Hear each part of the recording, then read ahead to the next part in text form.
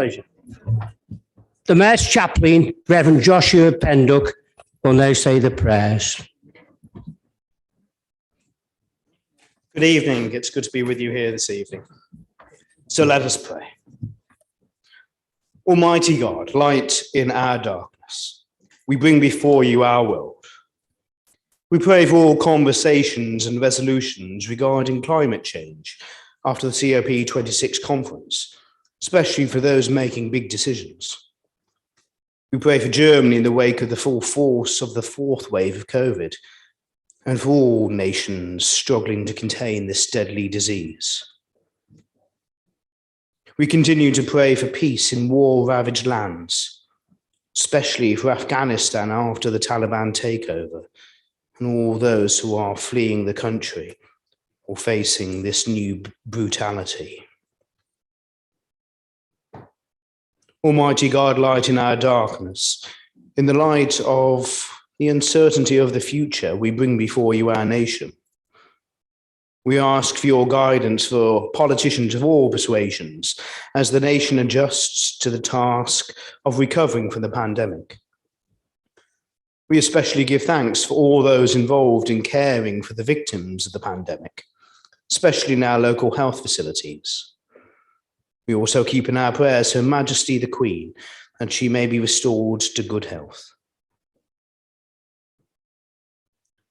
Almighty God, light in our darkness, we bring before you this ancient and loyal borough of Newcastle-under-Lyme. After the ravages of the pandemic, restore prosperity to our local economy. Be with our teachers in our schools as they wrestle with the difficulties of educating children after such a traumatic period. We continue to pray for a good resolution regarding the problems at Walleys Quarry. And we pray that you may bless and guide the deliberations of this council this evening and guard and protect its members. We ask, Lord, that you will bless this borough of Newcastle-under-Lyme, this county of Stafford, our sovereign lady, the Queen, and the whole nation. And if you would like, if you could join me in saying together the Lord's Prayer in its traditional version. Our Father, who art in heaven, hallowed be thy name. Thy kingdom come, thy will be done, on earth as it is in heaven. Give us this day our daily bread, and forgive us our trespasses, as we forgive those who trespass against us. And lead us not into temptation, but deliver us from evil. For thine is the kingdom, the power and the glory, forever and ever. Amen. Thank you, Josh.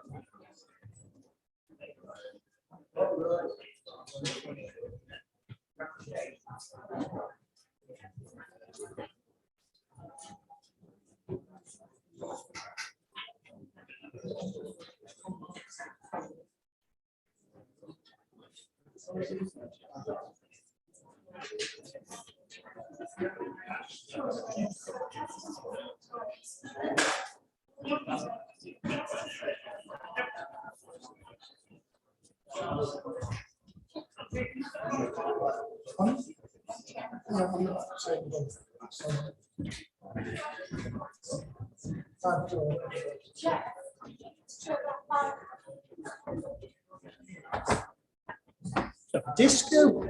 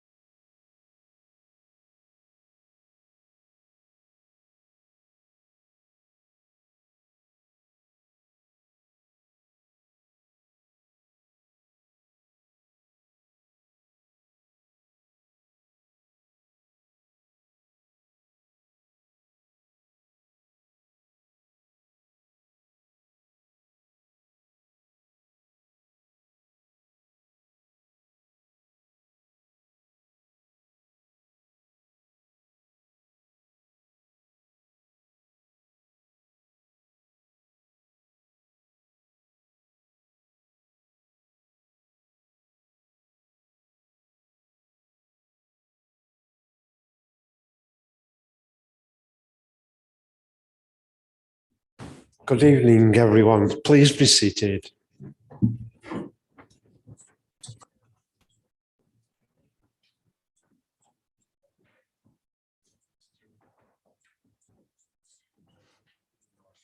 Okay, thank you.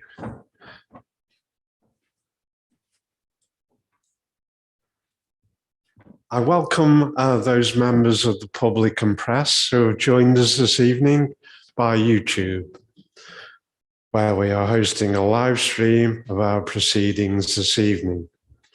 If any member would like to remove their coat or jacket, please feel free to do so.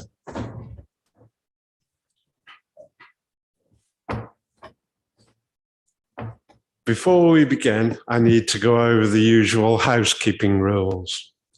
For members in the room, the desks have been set at a distance of at least 2 meters and follow COVID secure guidelines. So you may remove any face coverings if you wish to do so. Any members who want to continue wearing a face covering, please do so. If you need to leave the room during the meeting, please ensure the safety of those around you by wearing a face covering if you happen to leave your seat. There are no fire drills planned for this evening. So if the fire alarm does sound, please leave the building by the nearest exit and assemble in the School Street car park at the rear of this building. Please do not re-enter the building until you are advised to do so. I would also point out that while the screens in the room are not on tonight, we are indeed broadcasting live as usual. I would like to remind members of protocols around speaking during this meeting. No member should speak until invited to do so by myself. If you wish to speak, please could I ask you raise your hand high until you've been acknowledged. Please would all members in the room use their microphones whenever they speak, as without them, anyone watching online will not be able to hear you. To use the microphones, please press the button at front center when invited to speak and wait a moment for the light on your microphone to come on. Please remember to turn off your microphone once you have finished speaking. Please could I ask those of you in the room at the end of the meeting to make sure that you take all your belongings and waste with you and wipe down your desks and chairs with the spray and wipes provided. Thank you.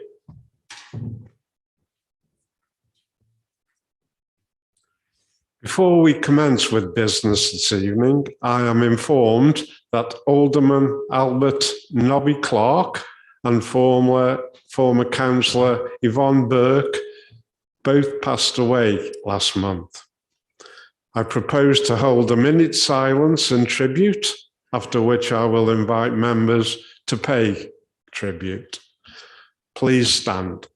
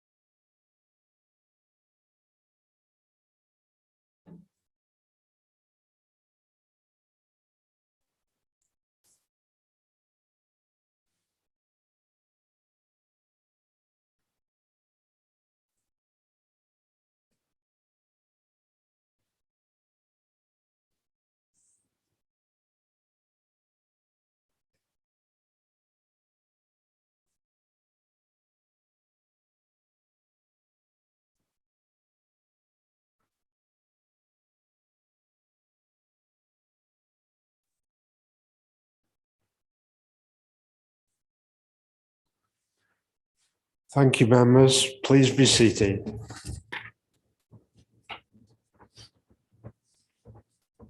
Would any members like to speak about Alderman Clark, please?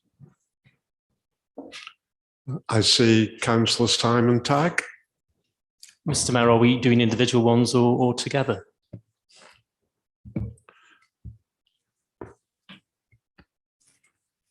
Sorry, are we doing individual or do you want me to do Yvonne as well at the same time? I believe we paid tribute by speaking about Alderman Clark. Okay, first of all, yes, I mean, this on both of these councillors, and there's many people who are in the room now that were here when they were councillors. I think Nobby Clark particularly, May 1990 till May 2006, although he became an alderman in 2015. I can remember Nobby when he was on the council, obviously a town councillor, at a strange time when a ward elected two people with the same name from different parties. It was two Clarks, obviously David Clark, who was also a former mayor, and also Nobby Clark, and he lost his seat in 2016, did Nobby Clark.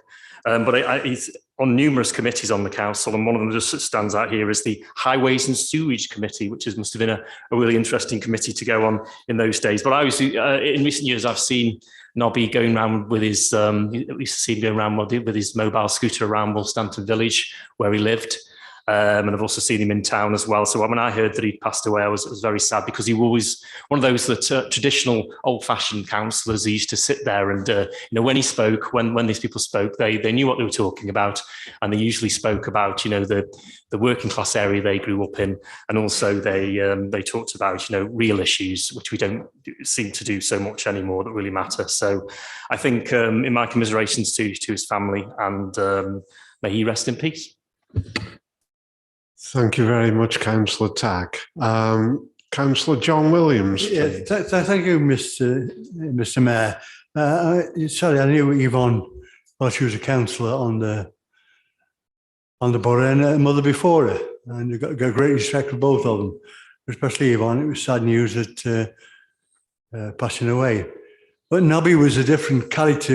He was a character, bigger than, he's a big guy, and he held sway, and in the town everybody seemed to know him. He'd wander around the town. I remember the late John Golding, when he was Lynn was a MP then, but he'd speak to everybody, take him hours to walk around the town centre, talking to people about different issues or whatever, and a great sense of humour.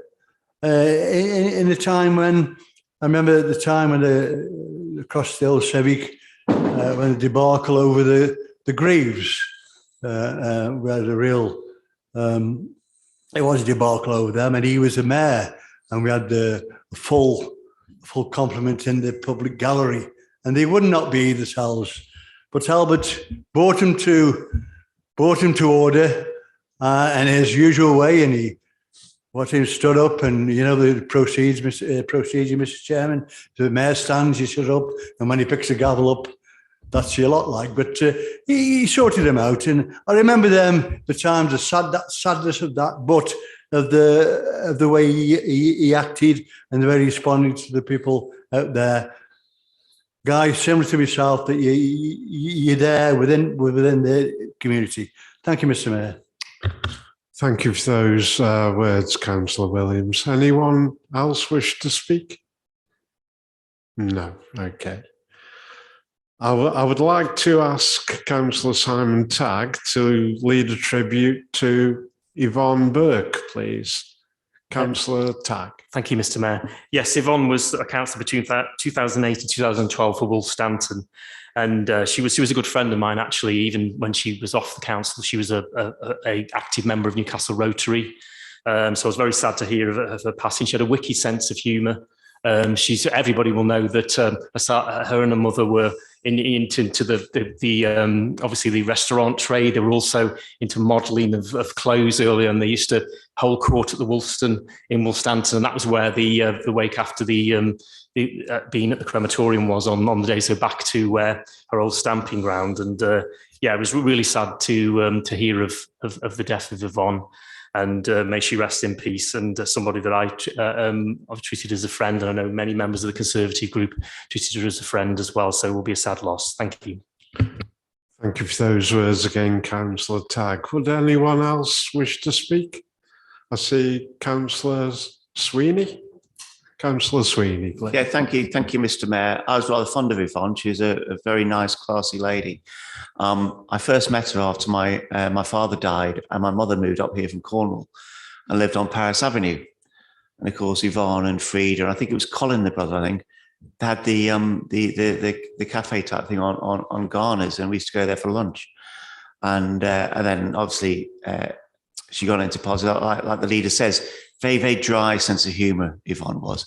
But I went to a funeral with the leader and his dad, and it was at the Woolston. And the Woolston, I think it was going to be at the golf club, but I think the golf club was fully booked or something. They couldn't get there, so they went to the Woolston, and it seemed an appropriate place, really, because when you think of Yvonne, you think of the Woolston as sort of where as a landlady or whatever of that with her mum, and it's a very sad day, and the whole family's gone now. I think Colin died a while ago, and Frida. But she was a very nice lady. The church was, the crematorium was full because it was highly thought of in Rotary. And I think when he passed on this world, Rotary do you proud, basically. And the place was full, and it was a moving service. And I shall be sadly missed. Certainly sadly missed by this group. Thank you, Mr. Mayor.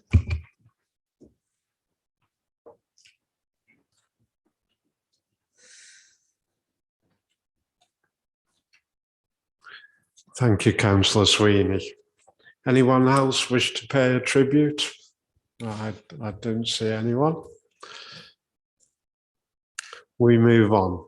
I've also been made aware that Brian Johnson stood down as councillor last month, and we wish him well for the future. We will now commence the business for this evening. Item agenda 1, apologies. I've been made aware of apologies from Councillor Pickup and Councillor Maxfield. Is there any other apologies I should be made aware of, please? Councillor Stubbs. Councillor Rout, Mr. Mayor. Thank you.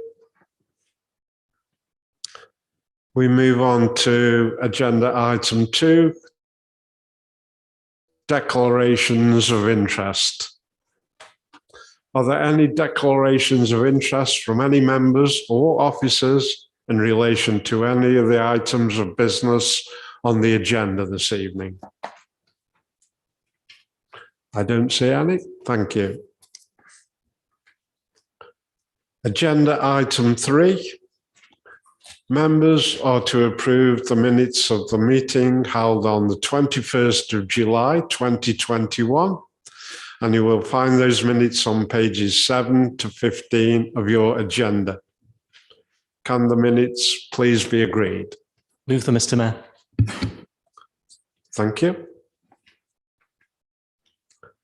Agenda item 4 is for the Mayor's announcements.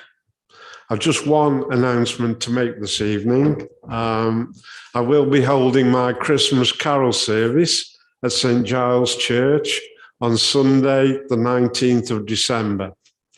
Invites for this will be sent out shortly, and I do hope that you will be able to join me on this occasion.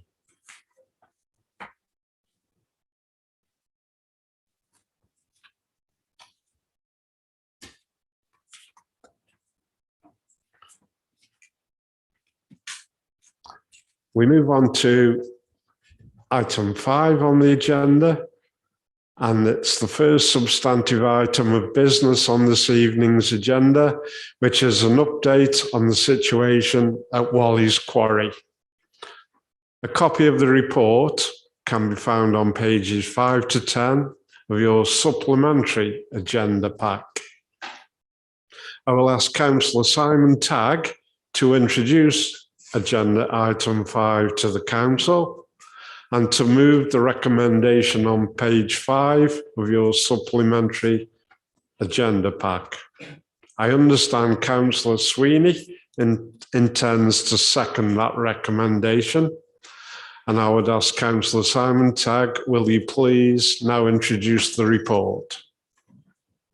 Thank you, Mr. Mayor. Pleased to introduce this update today to Council, which as follows: regular reports to Cabinet on the situation regarding the ongoing gas stink emissions from Walleys Quarry landfill.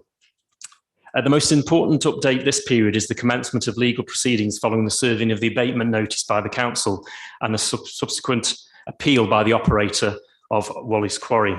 The legal timetable is set out in the report and leads to a 4-week trial next June. Walleys Quarry are under formal direction of the court to share information in the build-up to that. It is also intended to enter into mediation process with the operator, which could lead to an enforceable agreement to resolve the issue sooner. Entering into legal action was the right thing to do and had the support of the council when we last met. We entered this process intending to get the desired results for our communities that are still to suffer from the awful gas smell around not only the Silverdale, Nutton and Thistlebury area, but even beyond. I would like to thank the officers of the council for the work they're doing on this action, pursuing this court case. Though there have been some improvements over the summer and early autumn, it is telling that in recent weeks, the stench has again become prevalent. Anybody that attended Newcastle's Remembrance service on Sunday will have smelt the foul gas around the town, and the air quality monitors on the important Gallingale estate testing area is again showing increasing levels. I think I've even smelt it today in and around the town. As the winter sets in, you can only imagine that the stink will be more evident and linger, especially for those that live near the landfill. What are the Environment Agency doing? They're asking the operator to put more in temporary capping, the famous posi shell coating, and to install 28 gas wells on the site. This is all well and good if the work is being done properly and the EA ensure that it is done properly, but on past experience, I have my doubts. As some members will have seen reference on social media last night to an impending story in The Guardian relating to Walleys Quarry in coming days, I urge members to look out for that, as that could be a game changer in this situation. To continually monitor the situation in people's houses, the council has procured 2 Jerome monitoring units, and we have a list of willing residents who would like to have these in their homes. And the team, our council team, are assessing which properties to put them in, giving the prevailing wind direction and weather conditions to get the best results. The council is committed to this ongoing monitoring, and I am committed to ensuring that the results are made public. So, Mr. Mayor, I'm pleased to present the report which demonstrates that the councils and its officers and its councillors are doing what we can to address this awful situation and hold those people responsible, not only to the operator, but also the regulator, to account. I move the recommendation that the council endorses the comments of the report. Thank you, Mr. Mayor. Thank you, Councillor Tagg. Councillor Stephen Sweeney, do you wish to second the recommendations? Yeah, I do, Mr. Mayor, and I don't want to go over the grounds that he's just said because I'll just be repeating myself. What I will point out, though, and I say this at every meeting, at every cabinet meeting when this subject comes up, which is every meeting, on 4.2, when it talks about the smell, don't be conned into the zeros. That doesn't mean it doesn't smell. It just is below World Health Organization danger limits. It still smells. You drive past there and it smells. Obviously, we were all in not a lot of late, and the smells there evidently. And as it came out of church on Sunday into the lobby outside the actual hall church, you could smell it there. Awful way to remember our fallen. But I don't happily second this. So I shouldn't have to do it. But yeah, I'm second this. Thank you. Thank you, Councillor Sweeney. We now move to the debate on this item. And can I ask you to indicate by raising a hand if you wish to speak?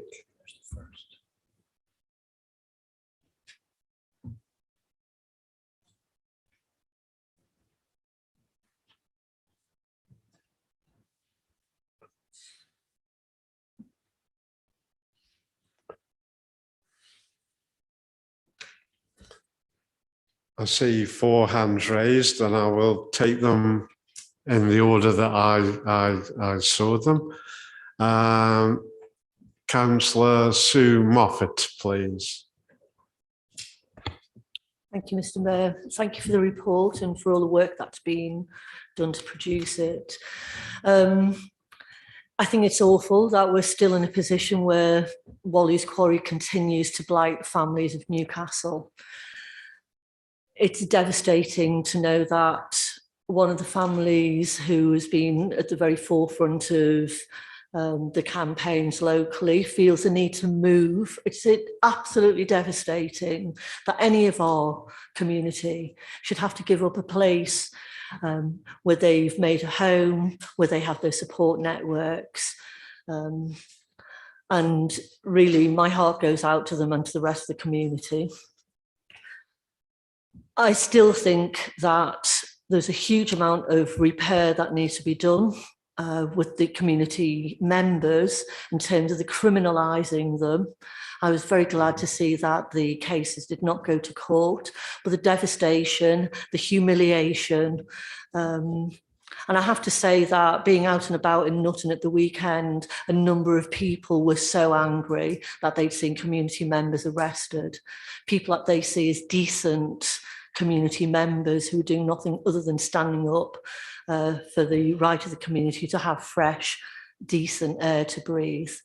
The other thing that I would really like to stress I did it in the meeting when the Environmental Agency were in attendance. I'd like to see us investigate the actions, or rather the failings of the Environmental Agency. I'm glad to see that they are stepping up and working with RED to make some improvements, but this is not a recent issue. I brought to the attention of that meeting when the Environmental Agency were present that complaints had been made by community members dating back to January 2020 and earlier than that in December 2019, where community members gave evidence to the Environmental Agency of real concerns, photographic evidence of things being dumped at Walleys Quarry. I'd really like to see us as a borough council and as a borough community hold the Environmental Agency to account and make sure that no other community here or across the UK are let down in the way that our community has been let down. Other communities across the UK, and our community know this, have seen sites like Walleys Quarry shut down, and they have seen things, they other communities across the UK have managed to stop the stink.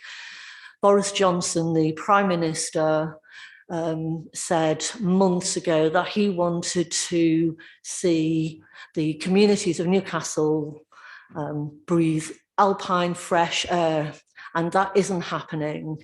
And as far as I can see, that there is a government, there is a leader of the country. Somebody can do something to stop the sting. Somebody can do something to stop our families having to leave their homes in order to look after their children's health and well-being. And I really want this council to pull together and put that pressure on the government and investigate the Environmental Agency. Thank you. Thank you, Councillor Moffat. Councillor Dave Jones, please. Thank you. Thank you, Mr. Mayor. I entirely endorse the previous comments of both Councillor Tagg, Councillor Sweeney and Councillor Moffat. I do think, as Councillor Sweeney raised, we see this come up almost every meeting. And I think that is critical because it is one of the most significant issues that this borough faces, certainly as we seek to protect our residents and their way of life. There's a couple of points in this report. Of course, I entirely support the recommendation and be voting for it. There's a couple of points in here that I want to raise and highlight. I have to say it's not unexpected, but quite shameful to see the operator appeal in the abatement notice. It simply extends the time period that our residents have to face this absolute misery, and comes at, as we see in 2.5, can come at significant costs to this authority. So once again, putting pressure on the public purse whilst making residents' lives worse. And that's something that I find quite disgusting, quite frankly. As we look across to 4.2 and the monitoring numbers, I agree entirely with Councillor Sweeney that there's a lot of noughts, but it's not to be distracted by those noughts, because if we look at some weeks, in some weeks, a third of the week, the odour levels were above WHO levels. If you look at Gallingale View Station, which unfortunately is one of the most severely impacted by this, some of there, over half of the week, residents were subjected to above WHO odour annoyance levels. Half a week. This is people being gassed in their homes. And yet the Environment Agency have once again not acted. I have a friend. I have more than one friend, but I have acquired a new friend through various campaign groups that I've been involved with, who works within the waste management industry. I would say not for the operator, for another operator in another part of the country. And his job is working with the Environment Agency over regulation of their permit, of their landfill sites. And he finds it quite incredulous that this site has been allowed to breach permits so many times with zero action. Their sites, which have been in existence longer than Walleys Quarry, have breached permit twice in that time period. And both times the Environment Agency came down on them like a ton of bricks. What's different here? Why can't the Environment Agency apply the same rules they apply to other waste operators here and protect residents? I have two questions that perhaps the leader or cabinet member can answer. First of all, has there been any noticeable impact of this posi shell capping, which was long heralded as the solution? This was the magic bullet. It was going to solve the problem that we faced. Has that had any impact on the number of complaints? And then secondly, what I find quite concerning is if we look at 4.6, the volume of H2S gas captured has recently increased to double the amount collected just under a year ago. Double the amount. What's the strategy there? We know that the operator CLP is there to capture the gas and use that for energy production. What's going on? What's their strategy for dealing with double the amount of H2S? Have they submitted any kind of plan to the council? Have they engaged with the council over their plans there? Remember, this is a separate organisation to the operator that are brought in by the operator in order to not just manage gas levels, but to realise energy generation from the gas. So in summary, yes, I entirely support this. I feel that once again, the Environment Agency is letting down Newcastle residents when it comes to regulation of this site. They certainly seem to value other residents in the country much higher. They seem to be able to regulate other sites to a more significant level. And then secondly, of these proposed modifications with the capping with the posi shell, has there been actually any impact of that in our complaint numbers? Thank you. Thank you, Councillor Jones. Councillor Mark Holland, please. Thank you, Mr. Mayor. I very much welcome the report, as other councillors do. I suppose I have a couple of questions that I could ask the leader. I suppose I know the answer to those already. Does the leader have confidence that the site operator will behave with due transparency in the process of discovery in advance of the trial that will be coming next year? And would he agree that in terms of the regulator, it is extremely disappointing that the regulator has chosen, and it sends completely the wrong message that the regulator has chosen to appeal the outcome of the separate legal case brought by a local parent who we understand from the local newspaper has now moved away. I think that's what Councillor Moffat was referring to it in her remarks. People are having to leave their homes. People are having to move away to literally to save the lives of their children. What we're facing in this borough is shameless. I'm glad to see that there is some press interest. It'd be a rare occasion that I praise the content and output of the Guardian newspaper, but I await with interest any articles they may wish to publish. And I hope that the site operator and the employees of the site operator that have something on their conscience sleep less well in their beds as they await further investigation by the press. So I very much encourage that. Councillor Moffat asked the question, somebody has the power to stop the stink. I believe that organisation is the Environment Agency. I believe that the Environment Agency is failing the residents of our borough. And that's not just me saying that. That was the opinion of the court as well. So I look forward to future reports, and I believe that this authority will continue to do everything it can. I think the members tonight are sending a strong message by voting for this report. And I sincerely hope that we will see justice for the people of the borough. And I hope, and I'll couch it in as neutral terms as I can, I hope that everyone responsible for poisoning the air of our borough and those who could have done something about it but have not done something about it get precisely what they deserve. Thank you, Councillor Holland. I'd like to ask Councillor Andrew Fox-Hewitt, please. Thank you, Mr. Mayor. 2 points really. One, given the cost to the public purse, which everybody in the chamber supports as it needs to be spent, although it is obviously frustrating that we're having to spend this money, have any discussions taken place or advice obtained regards the likelihood of being awarded any costs in the event of a successful ruling in our favour? Although it has dawned on me that on asking that question, that may be better answered in closed private session. And secondly, I would just echo the concerns regarding the policing response to those engaged in lawful protest.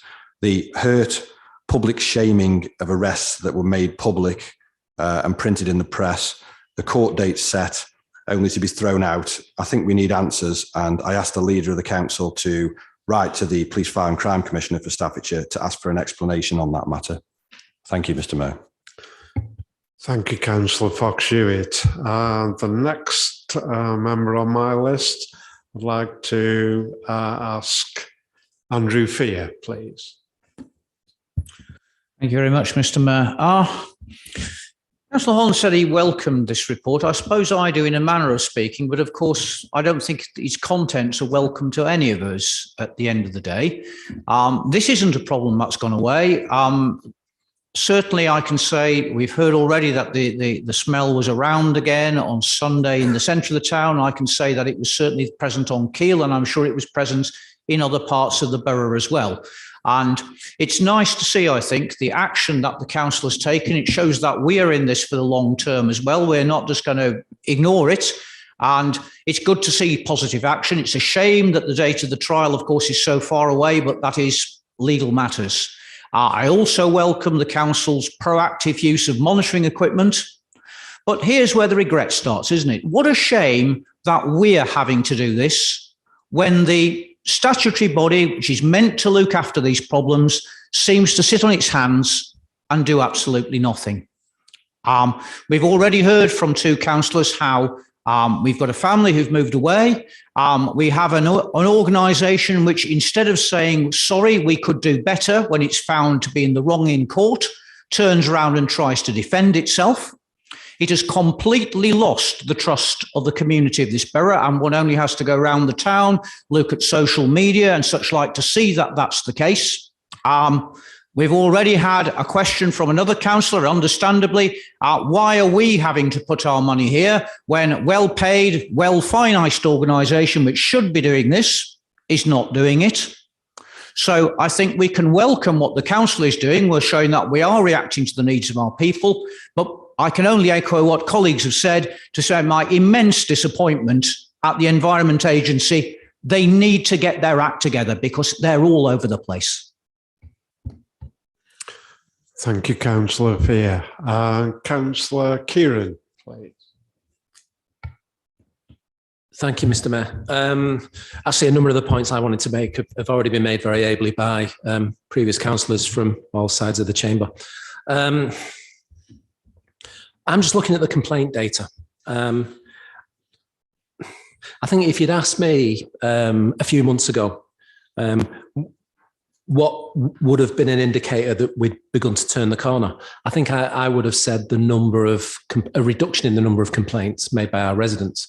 But actually, I found myself in a situation where I'm looking at a quite significant and quite rapid reduction in the number of complaints made to both this council and the Environment Agency, and actually feeling depressed about it, because I look at this very significant reduction, particularly the reduction in complaints made to the Environment Agency. And I think about the story that sits behind that. I think what we're looking at is the fact that a number of our residents whose lives are being massively destroyed by that place and the filth it's pumping into the atmosphere. I think our residents are losing hope. They're losing hope and they're losing confidence in the people whose job it is to stand up for them and to speak up for them. And I think that's pretty shameful. You know, as a number of councillors have said already, I'm pleased, and I think our residents are pleased that this council is taking action.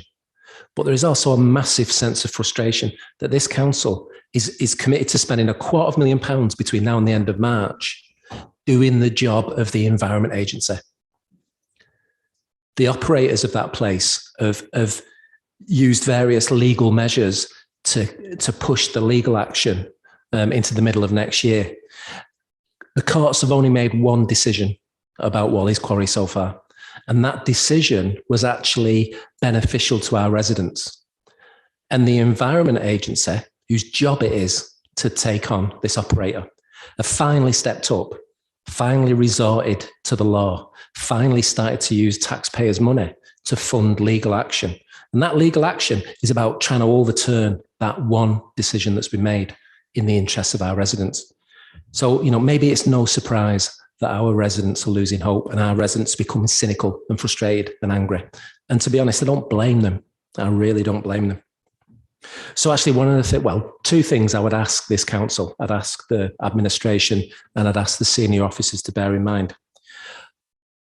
I think it is essential that we keep reminding everyone that we cannot look at reductions in complaints to the Environment Agency and this council as a measure of a reduction in the nature and the extent and the impact of this problem. It's really important that we resist that temptation and we challenge the various people who've got a vested interest in pointing to these reductions in complaints as a way of suggesting we don't have to worry anymore. It's all been solved.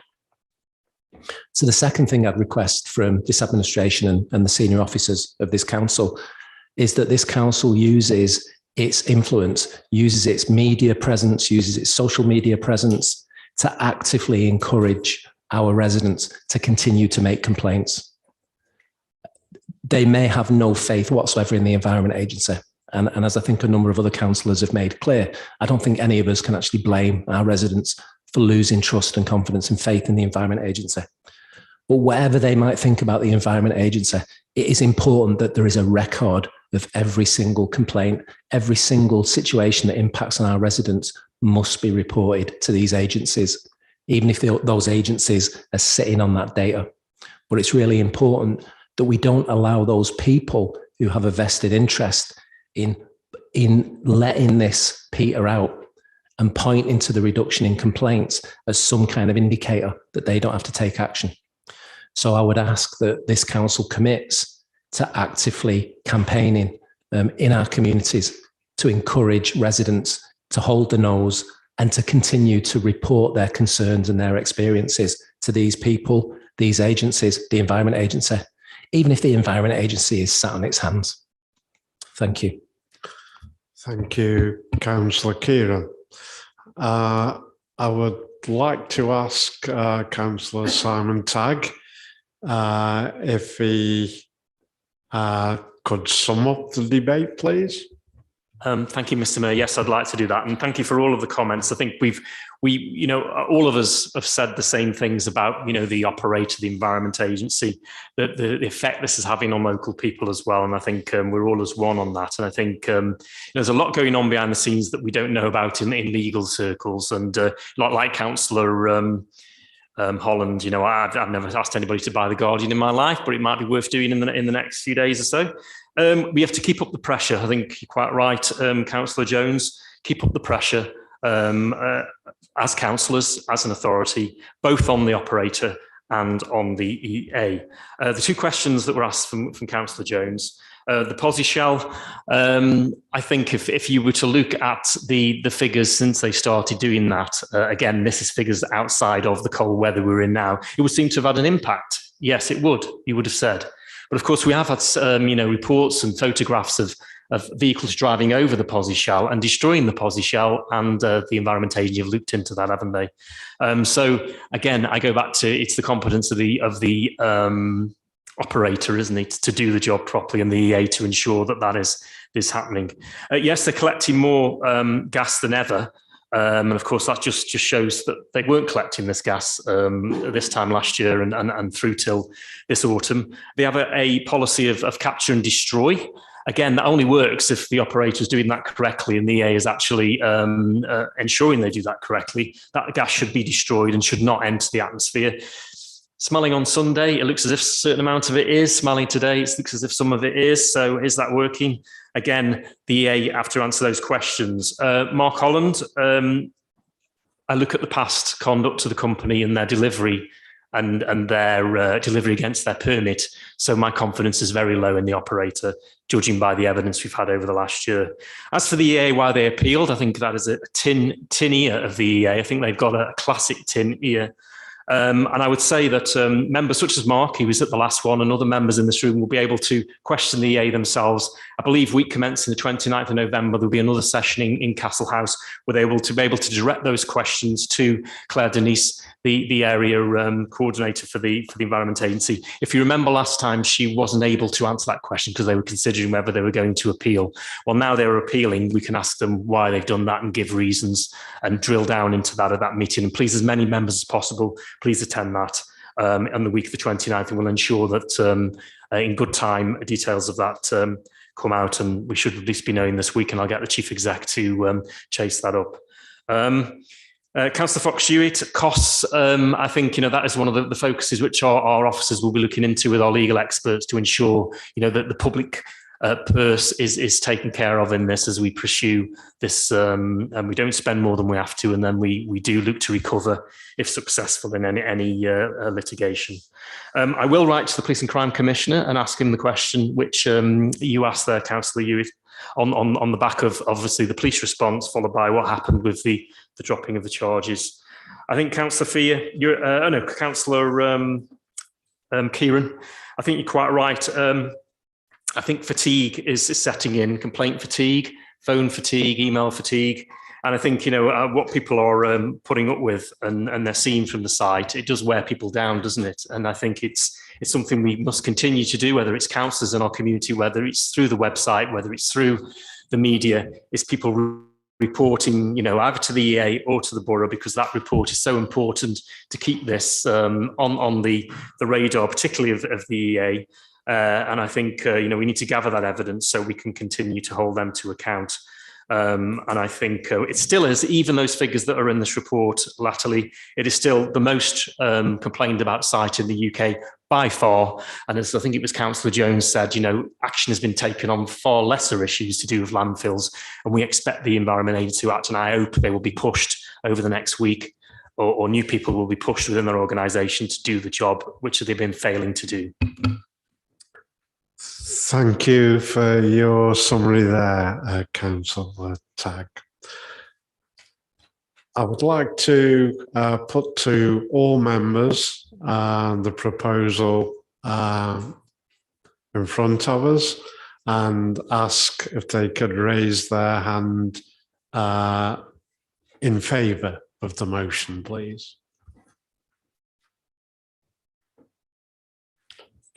I think that's rather unanimous. Thank you all.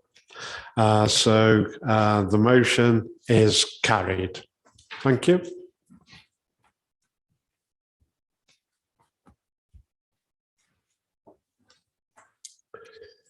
Members, the next substantive item of business is notification of an urgent decision taken by the Chief Executive in relation to the allocation of committee seats. This is agenda item 6 and is on pages 17 to 24 on your agenda pack.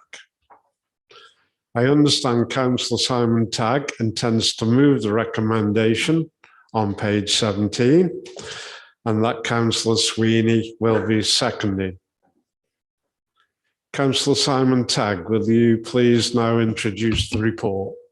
Thank you, Mr. Mayor. Yes, introduce report, and welcome particularly yourself, Mr. Mayor, and also Councillor Simon White, Gary White, and Councillor Burke Proctor to the Conservative Group. The effect of that, of course, was to change the balance, and this report was put together by the Chief Executive, given that we had some important meetings in the week before we got to this meeting. So in the right of the Chief Executive to move that balance be conferred, and also that those committee places be filled. So the report details that, and I have nothing more to add, Mr. Mayor, but to move the recommendation that the decision that has already been taken be been taken. Thank you, Councillor Tagg. Councillor Sweeney, do you wish to second the recommendation? Yeah, I do. Thank you, Mr. Mayor, and welcome to yourself and welcome to Councillor Proctor. and welcome to Councillor White and Councillor White to this group. Councillor Proctor is already fitting in well because he went out for curry on Monday night with myself and Councillor Fear. So very, very welcome to this group. And I'm very happy and honoured to second the leader's proposal. Thank you. Thank you, Councillor Sweeney. I believe Councillor Stubbs would like to speak. Councillor Stubbs, please. Thank you, Mr. Mayor. Can I just ask that we move to the vote, please, Mr. Mayor?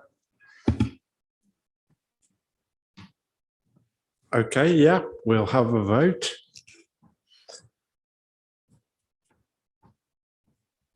Can I ask if there's any other speakers before we do that, please? No, we will take a vote. Is everyone in favour?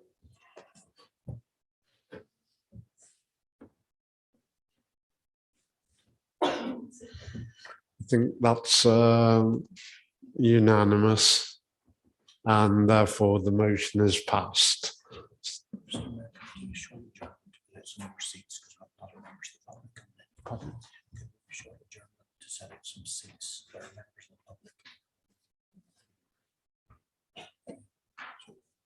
We need some more seats.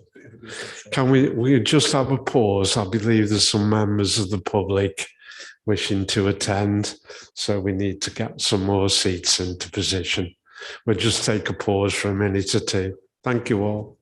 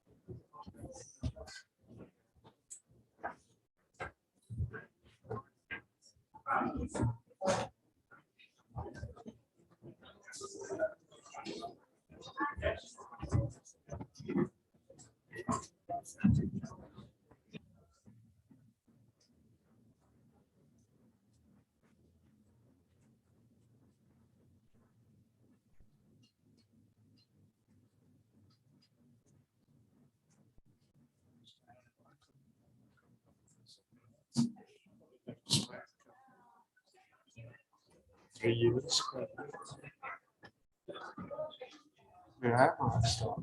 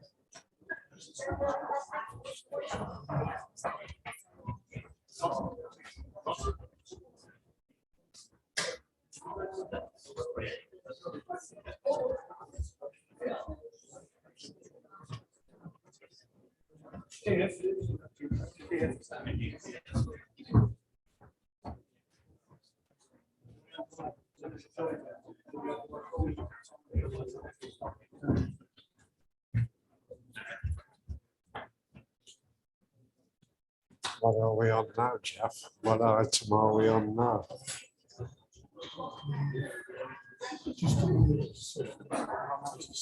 Seven. We've done 6.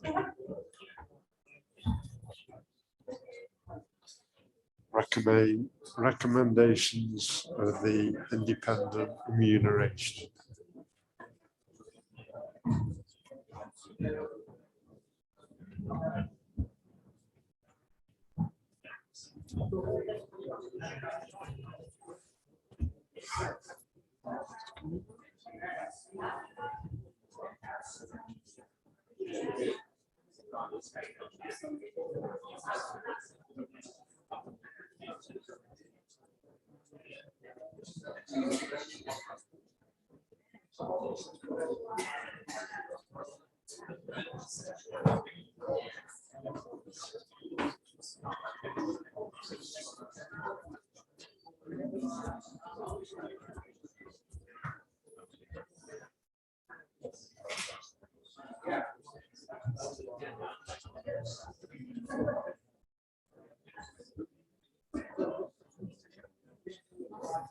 I see you put that word in again, regular.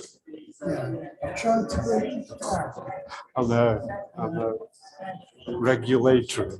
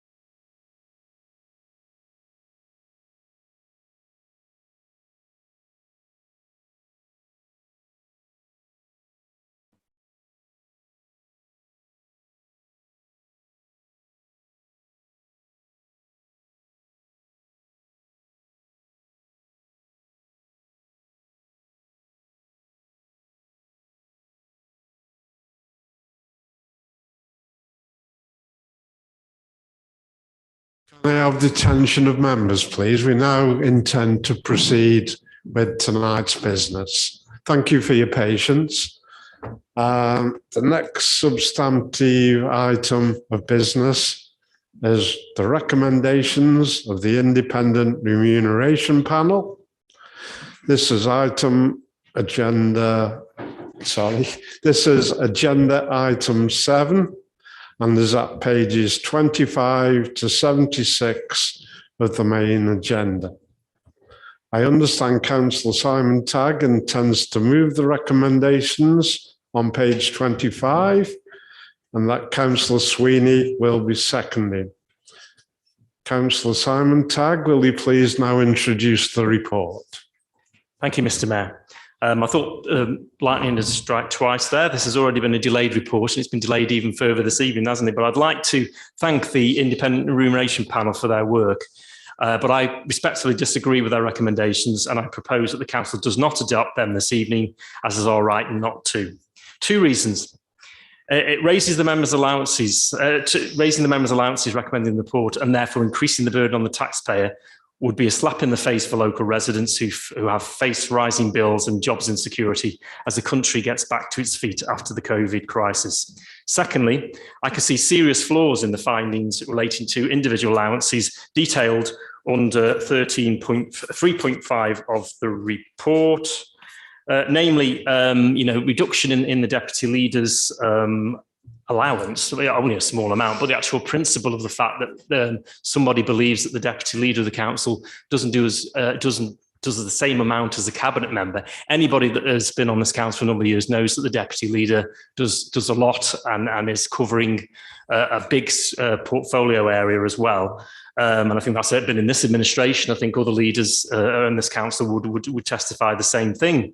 I'm quite puzzled by the reduction in the mayor's allowance, and then almost corresponding increase in the leader of the opposition's allowance, scales, roundabouts, whatever you want to call it. And then the complete removal of vice chairmanships. Now, I know that the vice chair of planning and the vice chair of licensing have a lot of work to do. They shadow the chairman. They go to site visits. They do subcommittees. They go to other committees, etc. And then also there's the vice chairs of the scrutiny committees who go to the pre-meetings and and support the chair and fill in for the chair. So just removing those, willy-nilly is just not respecting the work that they do on behalf of the community. So I would like to move, Mr. Mayor, the council makes no increases or changes in the current members' allowance scheme, which will mean that allowances in this council, I'll say it slowly, have been frozen since 2006-7. I don't think there's any other authority in the country where that has happened. And I don't think there's any job, occupation, or even voluntary paid work that has not raised in that amount of time, in that time period. So, but I believe from the start of the 2022-23 municipal year, following the all-out elections, we should join other councils, I think a majority of them now, who link their allowances to the annual pay rise of council staff, what they receive as part of the national agreement. And as stated in the report by the finance officer, they've confirmed that this would not affect the existing budget, it can be met within the existing budget. So this is a pragmatic approach, one which is followed by other councils and one which I believe we should adopt today. But I'll make plain again, I don't think we should take the rises that are indicated in this report or tinker around with roles which we know, and I know personally, are the wrong decisions when people are putting in time, their own time, and these allowances are for that time and also for the costs of carrying out those roles. So I would like to therefore move the amended recommendation that I've put in on this one, have I? Yes, it is. It's on the front page there, sorry, as read, Mr. Mayor. Thank you. Thank you, Councillor Simon Tagg. Councillor Sweeney, would you second the recommendation? Yes, Mr. Mayor, I would second it. It's the way the county council runs. When I used to be chairman of the fire authority, it's the way the fire authority run. And I think it sounds entirely sensible. I happily second the recommendation. Thank you. Thank you, Councillor Sweeney. Members, we now move to the debate on this item. Could I ask you to indicate by raising your hand if you wish to speak? If you could raise your hand so I can actually see your hand, please.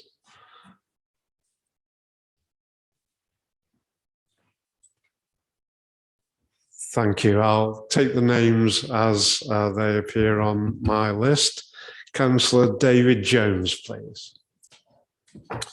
Thank you, Mr. Mayor. I'd like to propose an additional amendment that, in line with Councillor Tagg's amendment to amend Councillor Tagg's amended report, that we accept the reduction in the allowances of Deputy Leader of the Council and Mayor. My reason behind that, I'd like to first of all start by thanking the Independent Remuneration Panel. Unfortunately, in England, we have a system whereby the IRPs are catapulted into the political spectrum, unlike the devolved nations where this is dealt with at a national level away from councils. We as councils have to look at this. I read through the report and I noted that the recommendations for reduction were based on comparator councils. And if we look at 3.8 of the report, the role of deputy leader, the uplift over a cabinet member at Cannock Chase District Council is 13%, at Stafford Borough Council, 24%, yet at Newcastle Borough Council is 40%. Now, for me, that seems a very large number, considering both councils are similar district councils with an equal level of complexity, and therefore it would be reasonable to respect the IRP's very diligent work in looking at this in a non-political, independent manner. So I would move in line on top of Councillor Tagg's amendment that we also adopt the reduction in the SRA for the deputy leader of the council from 9,510 a year to 8,470, and the reduction of mayor from 13,921 a year to 9,607 and 50 pence a year. And I'm hoping that perhaps a member of the now large Conservative group would be willing to second that amendment.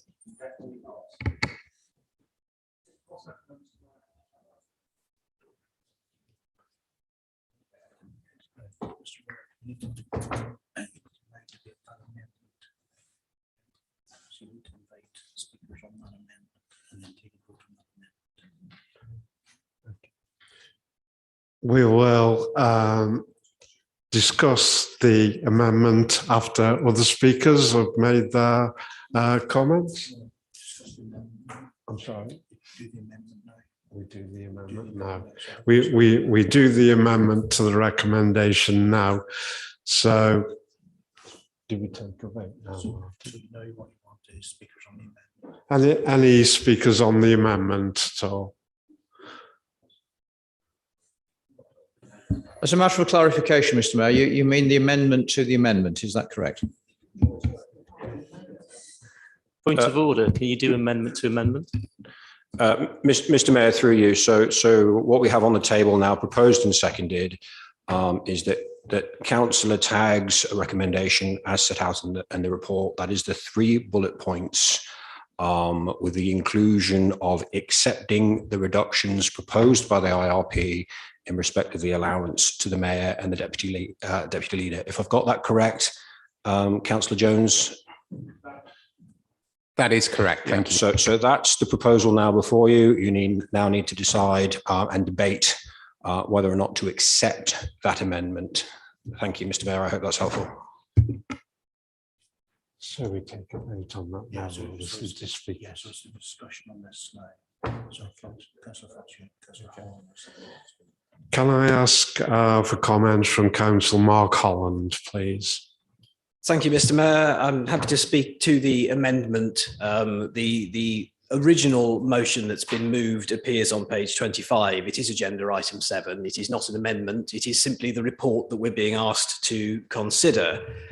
I have to say that if the recommendations of the independent remuneration panel mean anything at all, then they are only supportable as a package of measures. They were considered by the IRP as such, they were presented as such, and therefore an attempt by the opposition to cherry pick, presumably for their political leaflets, deserves to fail. And I will be voting against the amendment on that basis. While it would be tawdry for me to suggest that the deputy leader of the council does the work that he does and would do it for free, Mr. Mayor, I'm sure that that's the case. He works night and day. It is not acceptable for the opposition to come forward on the evening of a meeting with an amendment of this nature. It is not acceptable to suggest that Cannock Chase District Council, that fine Conservative-led authority in the south of our county, is directly comparable, and the organisation of that council or any other council in Staffordshire, all excellent Conservative authorities, or so I believe. That is not, shouldn't be up for debate, and it's not possible for us to debate without appropriate information in front of us. And I would conclude by suggesting that the other reduction that has been put forward by the opposition tonight is a shameful attack on our morality. And that is not something that you would be able to say from your position, Mr. Mayor, but I would thoroughly disagree with it on principle, were it not for the fact that I'm voting against the amendment anyway. Thank you. Thank you. Thank you, Councillor Holland. I see Councillor Fox Hewitt, please. Thank you, Mr. Mayor. I'd just like to add, in support of Councillor Jones' motion, given that we are still reeling from austerity in this country, and given that public sector wages are not growing above or even in line with inflation, given the council continues to see cuts in funding from central government, this proposal could see the borough taxpayer realise savings from members' allowances. I support the motion, and I'd also like to move a name vote. Thank you, Mr. Mayor. Thank you, Councillor Fox Hewitt. Councillor Andrew Fear, please. Thank you, Mr. Mayor. I just want to speak in support of my colleague, Mark Holland. I think his logic is impeccable. What we have in front of us is a report. It's a report as a whole, and it is cynical in the extreme to cherry pick that report for the bits we like and the bits we don't like. It's either stands as a whole or it falls as a whole. I'd also like to support what he said about the mayoralty. If we're going to have a mayoralty, let's do it properly. I mean, now what have the Labour Party got against it? I mean, you know, we didn't even have any attempt at having mayoral space in our new civic offices under the Labour regime. It just wanted to be all swept away. And for one, as a historian, obviously, I'm proud of this area's heritage, this town's heritage, and we should keep it.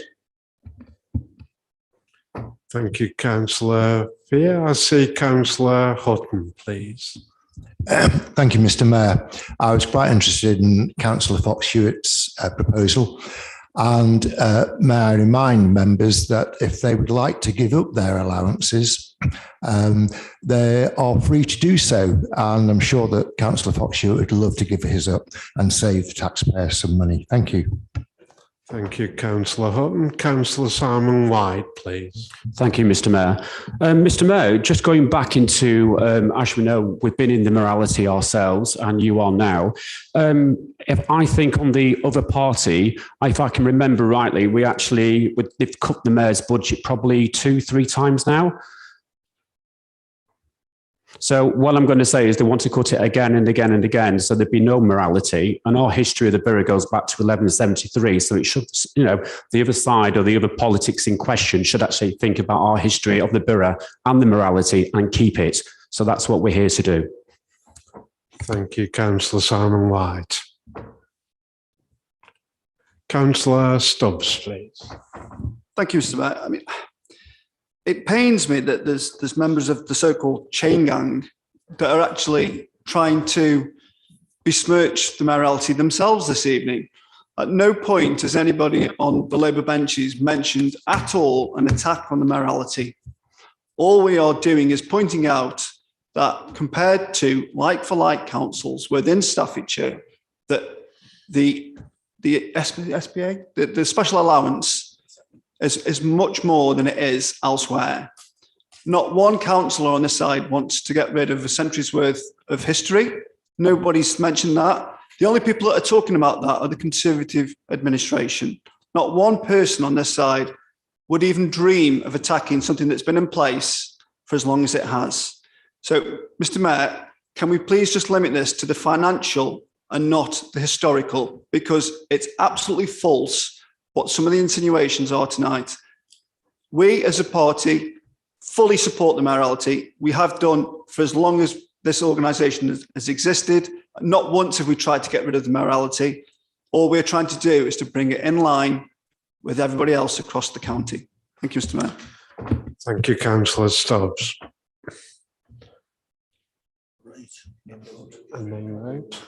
We have a... Sorry.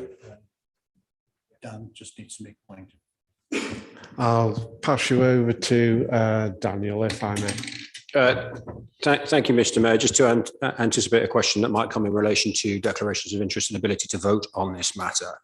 I just want to be absolutely clear that the proposal is for the changes to take effect from the 22-23 municipal year. That being the case, anyone or none of you potentially could be in the office of deputy leader or mayor at that point. So there is no one in this room who is precluded from the vote on the basis of their current office. Thank you, Mr. Mayor. Thank you. So we now proceed to a name vote regarding the amendment. Mr. Mayor, right to reply, I'm sure, isn't it? Yep. Sorry, Councillor Tagg has already replied before. Councillor Tagg has already replied. I do apologise, Councillor Tagg, if you'd like to comment, please. Yes, very much so. Yes, I think just some of the comments have been made today about we must, follow the independent panel. I don't think I've ever been on any council, that's the county council, borough council, where we followed the remuneration panel.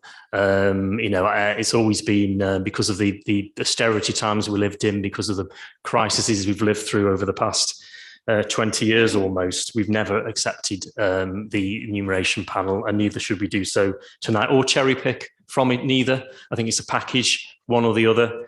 And I think this about Fox Hewitt, playing to the gallery about, saving the taxpayers some money. Just since 2006-7, I think we can get the facts and send them to members. I don't think the members' allowance scheme has actually fully been spent during that period. That's why the fact is that if we were to have a inflation or a associated with the index linked to the staff increase, we would still be in budget probably for 1-2 years after that. So it's under budget at the moment. And I do side with those speakers here that are saying this is an attack on the mayoralty. This is the usual Labour trick, unfortunately. And as we know constantly throughout the period of the last 2 years of the Labour administration before 2017, it was attacking the mayoralty. It was of the loyal and ancient borough. I don't think any of the other councils in Staffordshire can call themselves the loyal and ancient borough, have the history, have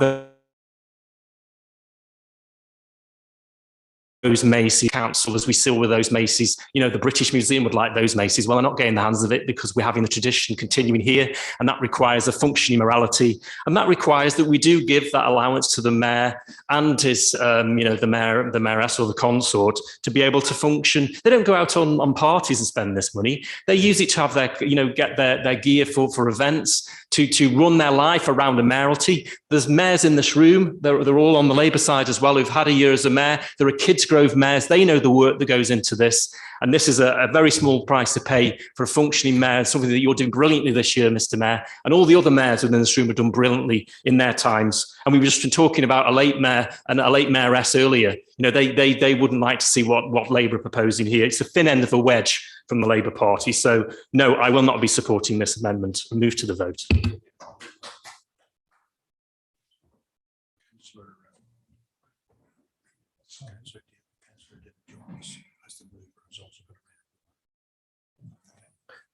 Would you like the right to reply, Councillor Jones, please?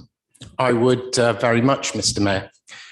So I've been listening quite intently to the contributions from members. I have to say it's garnered quite animated contributions from members of the Conservative administration. I didn't realise that it would animate them quite so much into quite a fury about what seems like quite a minor reduction in allowances. But I'd like to address some elements that have come up through this. First of all, I would like to take this opportunity to say that it feels like we have just proposed to sell the Macy's or to flog off the robes or to eliminate the office of the mayor. That is nothing but distances away from the truth. We have not recommended elimination of the position of mayor. We have not recommended downgrading of the position of mayor. We are proud to have a mayor in this borough. We continue to support the position of the mayor. What we are simply saying is, at a time of strained budgets, when an independent body is telling us that some of our allowances are too high, comparable to other authorities, then it is reasonable to make those adjustments in order to fall suit with other authorities and to listen to the due diligence that our independent panel has recommended. I would say there have been a lot of members suggesting all sorts of things, and I thank the councillor who recommended that we can give up our allowances if we wish to. I was fully aware of that, and if any member wishes to do that, they can do. I would simply also say that the controlling Conservative group of this council and a number of councillors who are now members of the Conservative group of this council have held the morality for the last 5 years quite happily. If the reduction in allowances is a real problem in order to that individual fulfilling the role of the mayor, which I don't see it to be an issue, but it seems to be an issue, then I'm quite happy for that, for those individuals to step aside and let one of ours do it. Because we have a whole list of councillors in the Labour opposition group who would happily step up with that reduced allowance and give the morality of this borough the representation that it duly deserves. To label this as an attack on the morality is lazy. It's trying to play to the sympathies of the nothing. It is trying to form an argument that this is an attack on a historical position when it is simply not. It is simply the acceptance that at times when money is tight and there is a recommendation on the table that we should reduce some of these allowances, that we simply do that. The morality will survive that reduction in allowance. And if it is a problem for any of the Conservative group, then as I've said quite clearly, one of ours will happily take up the position of mayor. And now that I've had my right of reply under the Constitution, I assume that we will now move to the named vote. Yeah.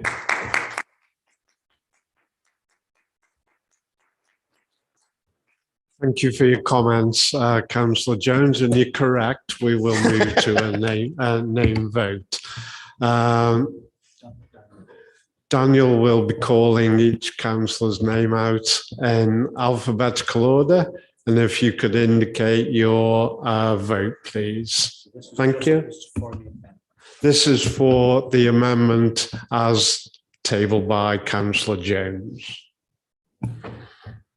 Yes, thank you very much, Mr. Mayor. So when I call your name out, if you could clearly indicate for, against, or not voting, please. Councillor Sylvia Burgess. In the firing line again, I'm for, please. Councillor Jill Burnett. Against. Councillor Jennifer Cooper. Against. Councillor John Cooper. Against. Councillor Julie Cooper. Against. Councillor Sylvia Diamond. For. Councillor Andy Fair.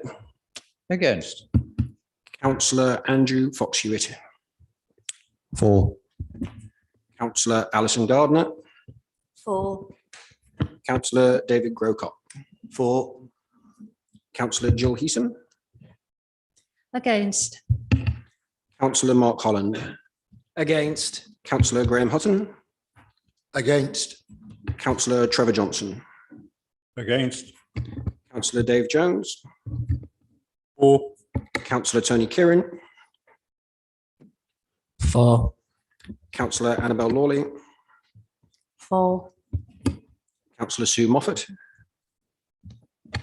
For. Councillor Paul Northcott. Of course, I'm against it. Councillor Mark Olczewski. Councillor Ken Owen. Against.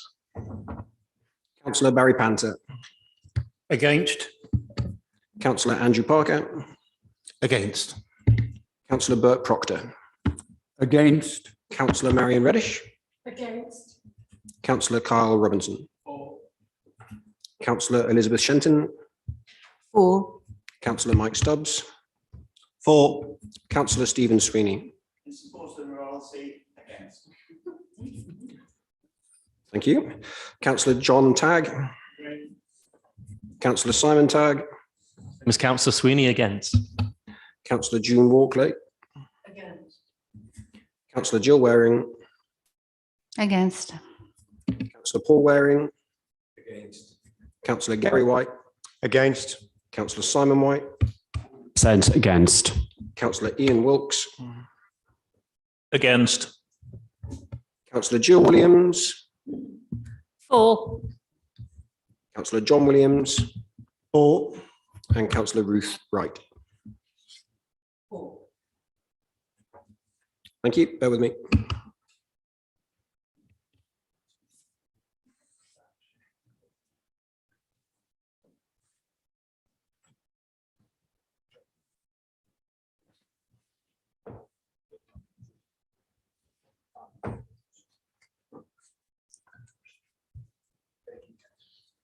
amendment falls. The amendment falls 24 to 16. 24 against. 16 for. So the amendment falls. Okay. A result of the votes cast, the amendment falls by 24 to 16. Thank you.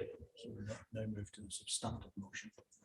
We now move to the original substantive motion, and we take a vote on that.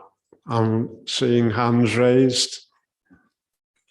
You wish to speak, Councillor Holland? Thank you. Thank you, Mr. Mayor. I'm happy to support the unamended motion. I feel bad for members of the public who've joined us perhaps for the first time tonight, and the first item they have to listen to is a collection of councillors talking about what they should get in remuneration for the work they do.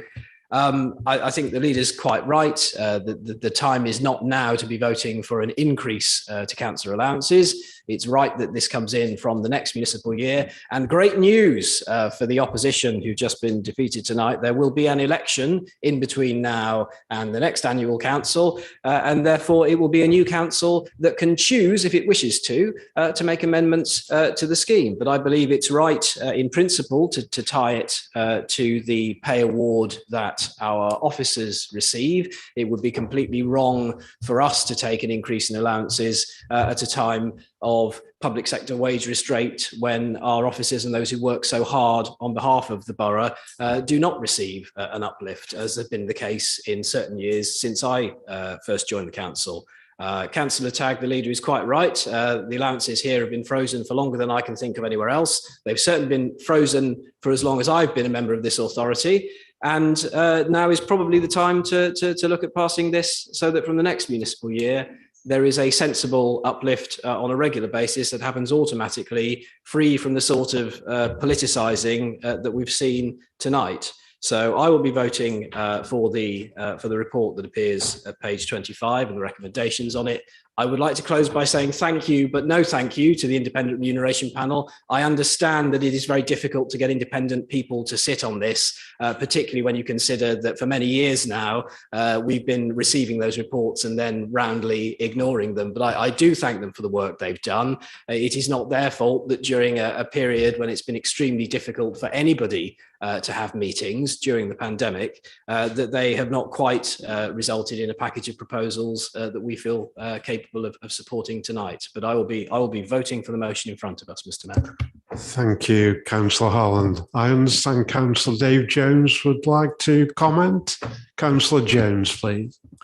Thank you, Mr. Mayor, and I'm grateful that the members of public who have come here to watch the meeting today in their first piece of business were able to see the opposition Labour group rally against increased spending on councillor allowances. During the debate on the amendment, I was accused of cherry picking certain allowances in there for reduction. And I believe that by ignoring every part of the IRP recommendation, apart from the uplift linked to the pay award, is also equivalent to cherry picking. I'm afraid that as it stands, I'm not able to accept that. And given that council has roundly rejected a proposal to cherry pick certain elements of it, then I hope that council can support not cherry picking other elements of it, regardless of how beneficial it may be. So I'm afraid I'll be voting against the report as amended by the leader tonight. Thank you, Councillor Jones. Councillor John Williams, please. Thank you, Mr. Chairman. As we see, we've sat here for many years, and the public realise the political ping pong that has gone on tonight, especially from the Conservative group. And they talk about the mayoralty, and they only just got a majority of the council because the independent members have gone on to the Tory benches, but they wouldn't share the mayoralty with anybody because they hadn't got a vote then. They wouldn't win a vote. So let's put things straight. The political ping pong, and I'm speaking now as an ordinary down-to-earth councillor. Well, I've been a member of the cabinet, and I've also held various chairmanships within the council. But speaking as an ordinary councillor and the work we do as ordinary councillors, and I think the independent remuneration panel has done some good work and brought some really things to the forefront of the amount of work that different chairs and different members make to this council, to make it a council to represent the people they represent.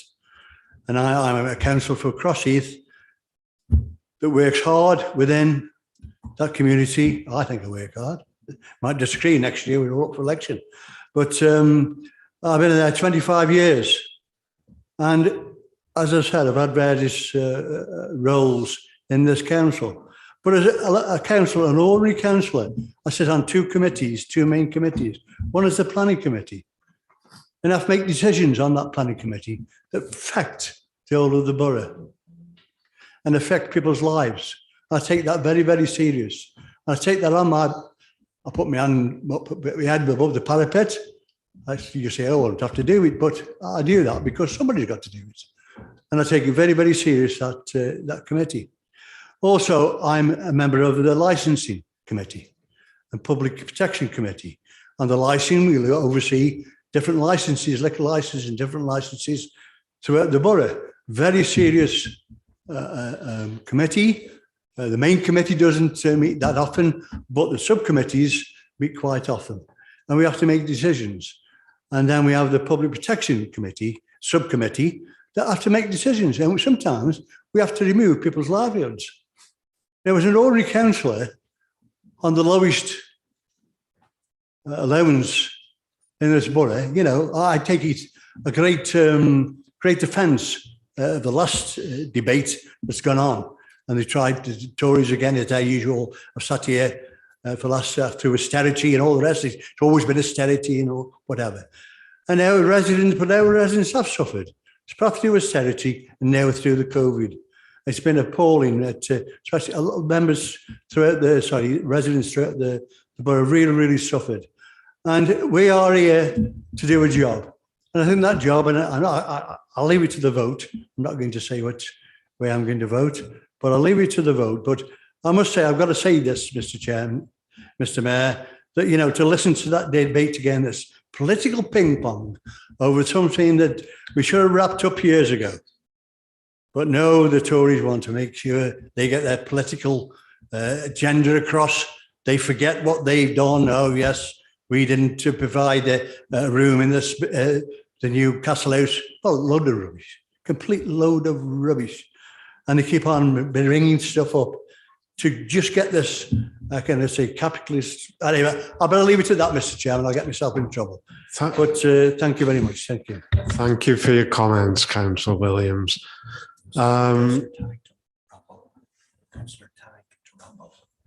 I would, now we've listened to all the comments by members, I'd like to go back to Councillor Simon Tagg as the mover of the substantive motion to sum up for us, please.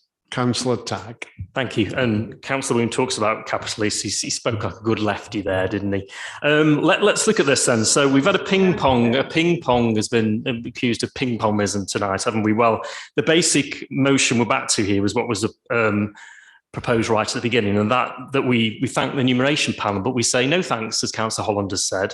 And we do that because we can do that, because it's in our gift to do that, which, of course, looking on the bigger picture, it's in our gift. It's in the gift of MPs to do the same, but they never, we can't go against the independent panel, can we? Let's have our 20k a year extra.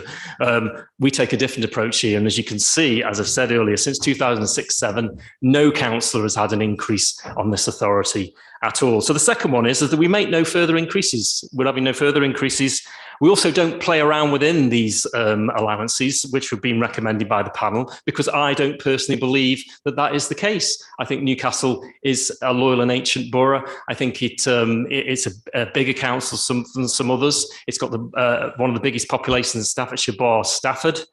So when you're talking about Cannock, or you go talking about Tamworth or whatever, you're not doing egg like for like or eggs for eggs. And then the link, of course, I think Councillor Jones, who I must say during the last debate was in full backpedal, really, because I think because he saw the passion of the members on this side, he was being deflected a bit, really, and was taking a backpedaling. Perhaps he realises they might put this on the leaflets that we're against the Loyal and Ayton Borough, because we know they're here tonight just to gather leaflet fodder, don't we, for their leaflets. So let's have a bit of it going the other way as well. And thank you for that tonight, Councillor Jones. So basically, we're asking for the link to be established between obviously the pay of the staff and councillors increase from 22-23, depending on what their increase is. That isn't actually recommended in the IOP report. It recommends index links and then says it could be. I'm actually putting it in there as a solid recommendation. So that's what we're doing tonight. So recommendation as before, and I completely support them. We've had a seconder. Let's go to the vote, Mr. Mayor.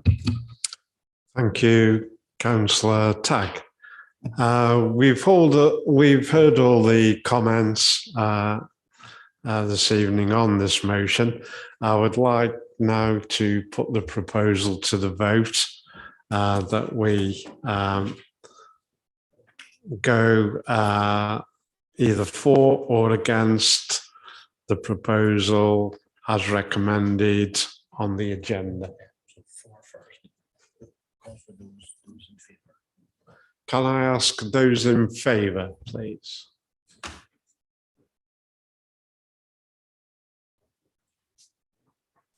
And those against?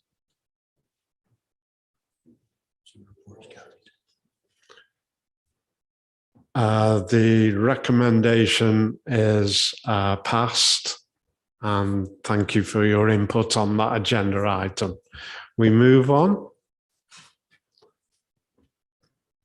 The next substantive item of business is about updating the Constitution.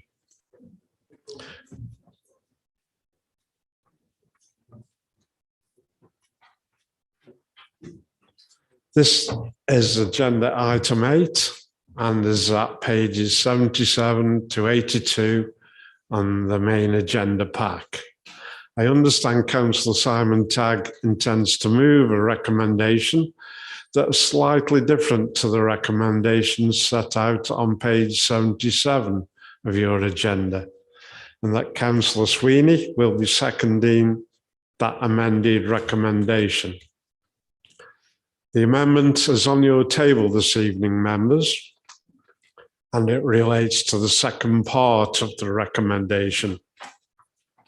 So that we are clear, the amended recommendation will now read that 1, the updates to the Constitution described in paragraphs 2.5, 2.11 and 2.13 of the report be made, and 2, the CMSWG membership be on the basis of 4 Conservative members, 2 Labour members and 1 Liberal Democrat member.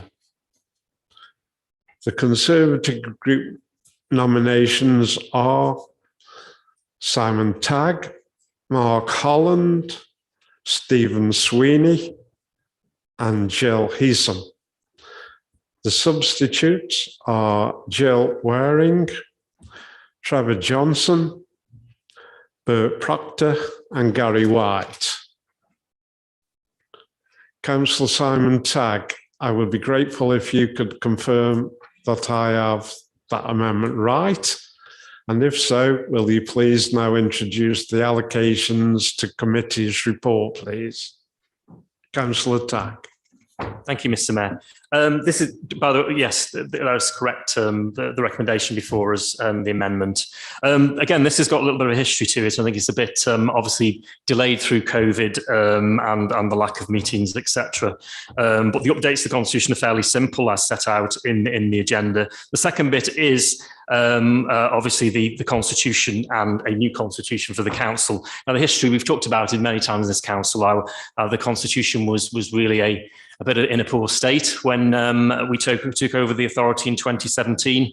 And Caroline Elwood, our interim version of Dan, was tasked with sort of putting it in order, basically. Well, there are so many contradictions in it, really because of the tinkering that had gone on over the 7 years of the previous administration, that hadn't then integrated itself into the Constitution, so that we had one part of the Constitution actually going against another part and contradicting another part of the Constitution. So it's only right that we look to bring that up to date and work towards a new Constitution for the start of the new council after the all-out elections next May. So Daniel Dickinson, our officer, has been doing some work, and he's got to the stage now where he has a constitution put together, and it will require obviously member overview. Now, we've got a committee historically called the Constitution and Member Support Working Group, and obviously because of the changes of the council and the makeup, it's quite right that that be a politically balanced committee. So on the figures as pointed out in the agenda, that would have led to 2 Conservative, 1 Labour and nobody else. And obviously the alternative would be 4 Conservative, 2 Labour, 1 Liberal Democrat. I feel when we look at the Constitution, all parties should be involved. So that's why I've moved that recommendation for, which was open in the officer report, for 4-1, which will allow a committee to come together to review, obviously, the work that Dan's been doing. And also, I don't think it'll be that many meetings. I think it will be a short, sharp job of overview so that we can have a Constitution ready to go that really puts to bed the tinkering, puts to bed the leader's pet type of constitution we had before under the previous leader, and makes it a constitutional constitution that is followed by many councils across the country. Ours isn't at the moment, and it needs to be so, because the Constitution is the nuts and bolts and the levers and the wheels and the cogs how we govern this council. And I think if we have one that is superior to the one we've got now, one that fits with the modern councils across the country, we can agree that, the councillors in the room can agree that next May after the annual meeting, and we'll have done a good job, I think, in the interim of putting that together for our successors, which of course many will be in the room, will be there after May, many won't, but all we can do is leave a legacy to the next council of a decent constitution. And I think the proposals before us are a sensible way of doing that, and also allow cross-party support no matter how small the group. Thank you, Councillor Tagg. Councillor Sweeney, do you wish to second the recommendation, please? Yeah, I've got nothing else to add, but I'm very happy to second it. Thank you, Mr. Mayor. Thank you, Councillor Sweeney.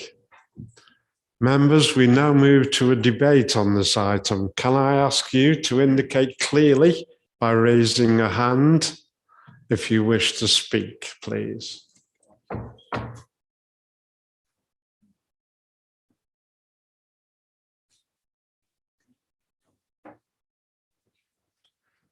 Thank you. I'll take them in order that are on my list. Councillor Mike Stubbs, please.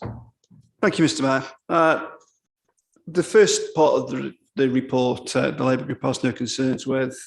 They are requirements, legal requirements that are needed within the Constitution itself. But what I will talk about, Mr. Mayor, is the recommendation 2.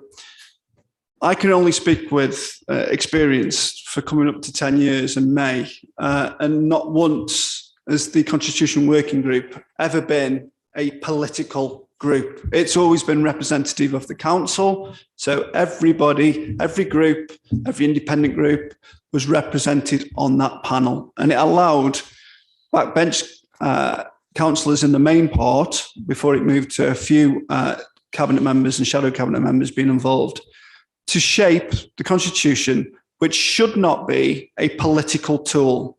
And what we are seeing tonight is a power grab, the paranoia of the administration stacking that team. I mean, you look at their team, 3 of the 4 representatives are cabinet members. If I was a Conservative councillor, I'd want to know what I have to do to be able to do anything on this council, rather than just listen to an appointed 3 or 4. The Constitution should not and will not, as far as the Labour Group is concerned, be ever politicised like it has been tonight. It's there to do work with the legal officer, the chief executive, and all the councillors, so that it best represents the legal requirements of the loyal and ancient borough.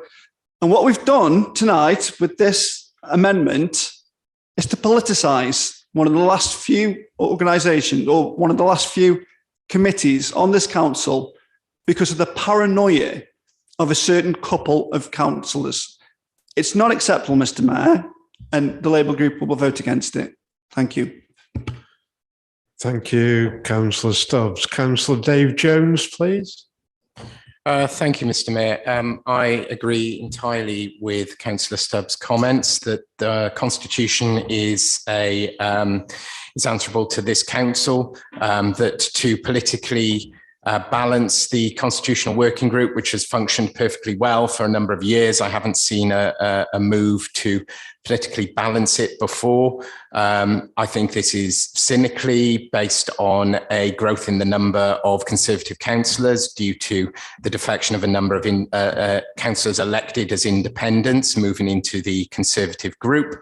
And I think this is a move to run roughshod over the Constitution of the loyal and ancient borough for a group that complained about politically motivated attacks on the morality that were nothing such. They're now going to make politically motivated decisions about the Constitution, which of course the morality is answerable to and is the ultimate document by which this loyal and ancient borough is governed. I will say a few things. I entirely disagree with Councillor Tagg's comment that this group was about cherry-picked members. That might be how the Conservative group pick their members, but the Labour group has a proud tradition of democratically electing their representatives to every council committee. We democratically elect as a group. We do not cherry-pick. It might be how the Conservatives do it. It's not how we do it. So I'm afraid that I will be unable to support this rather cynical last-minute inclusion of an item, which is clearly in order to politicise a constitutional working group, which has very recently worked on a significant number of constitutional amendments that we as council have accepted. The group was working perfectly fine, just simply so the Conservatives can stitch up decisions at another committee that isn't council. Once again, the Conservatives trying to stitch up decisions that then don't come to this council for approval. Thank you, Mr. Mayor. Thank you, Councillor Jones. Councillor Mark Holland, please. Thank you, Mr. Mayor. Councillor Jones has done a tremendous job of clearing the public gallery, or maybe it's the motion that's in front of us, which again is sort of navel gazing into the inside workings of the council, when I feel as though the public ought to have witnessed the debate we had much earlier about the landfill smell coming out of Walleys Quarry, in which we demonstrated the best of what we can be as local councillors. I'm delighted that so many people are very passionate about the Constitution. I speak as somebody who for a long time was the cherry that the Conservative group picked to represent the party on the working group that was established. The work of that group over a long period of time has always come to full council, because the Constitution belongs to full council and not to any subset of councillors. The view I always took when I was sitting on the working group was that everyone in their political parties deserved the right to know that at least one of them had read the wretched thing or the amendments that were being put in front of councillors. And we could all then, in our own separate groups, satisfy ourselves that scrutiny had been undertaken. So the Labour Party would look to Councillor Shenton, who would always have read and fully understood the Constitution. My group would look to me and say, well, if Councillor Holland is voting for this, perhaps we can support it. We haven't always been perfect, and the representation on that group has changed over a number of years. And I think when it was last convened, the membership of that group was the leader of the council ex officio, plus one representative from each of the political groups on the council, which is roughly the same sort of numbers that we're looking at now, except that lots of people seem to have joined the Conservative Party recently. And perhaps Labour councillors should reflect on why it is that since the last election, the Conservative group has gotten larger and the Labour group has gotten smaller. Now, there will be an election again. There'll be all-out elections, so we don't have to worry. We can vote for this in the sure and certain knowledge that the democratic will of the people will be enacted, because there will be a new council full of, I hope, lots of members who are currently already here, but also new councillors. And it will be that new council that votes on its new constitution. So we're not tying anybody's hands. There will be no stitch-ups. There will be a full process gone through. Lord knows I will be sitting in that room, and Councillor Reddish, we shared a look across the room when it was mentioned that the the leader would be extending the membership of this group to a 4-2-1 political split, because that means that she, or indeed her nominee, gets to sit on this committee as well. And I'm certain that the quality of the work that group does will be as good as it's been in the past. I suspect that the representation from other groups will be similar. I look across the room and I think perhaps Councillor Shenton would be an excellent choice, although that's a democratic decision for the Labour Party to make. And I look forward, again, fingers crossed after the election, to being in the room when we can debate in full council the thing that is the right of full council to decide, which is the text of our constitution. Thank you, Mr. Mayor. Thank you, Councillor Holland. Councillor Andy Fear, please. Thank you very much, Mr. Mayor. Yes, we can tell an election's coming, can't we? We've talked about ping pong. I think the ball has been served both times by the Labour Party, and they sulk that it's knocked back. They don't like it up 'em, as a certain Lance Corporal once said. There's absolutely nothing wrong with this. In fact, it's more inclusive as proposed by the leader, and I don't welcome the Liberal Democrats per se, but I welcome their participation in this process. And as Councillor Holland has pointed out, this will come back to full council. So where is this strange, mysterious power grab? It's interesting to note that Councillor Jones worries about cabinet members. Well, perhaps when Labour mismanaged this council, Labour councillors had every reason to worry about their cabinet members. But I think I speak for most of my group saying I think our cabinet members are doing a pretty good job, and I trust them to do this one properly as well. Thank you, Councillor Fear.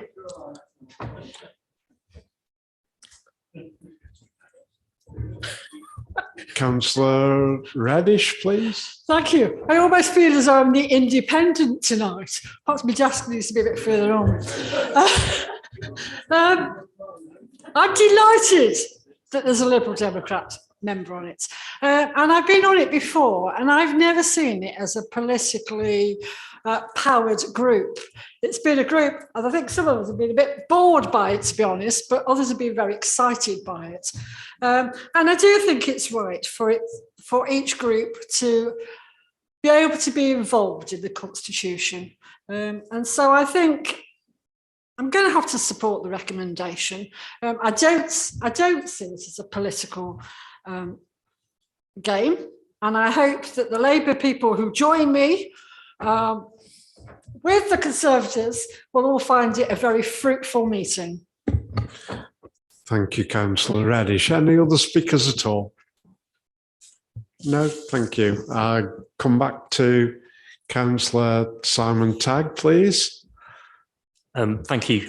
Just off the comments of Councillor Reddish going in independent, I thought she was on some sort of journey over to, but never mind. No, I think this is a sensible proposal. I think Mark Holland has summed it up as well. I've no need to say any more. It's just when you go back to the beginning of the debate and hear Councillor Stubbs and Councillor Jones, saying people, cosy clubs, etc. When the previous of this committee, the only ever Labour person on there was the leader of the council.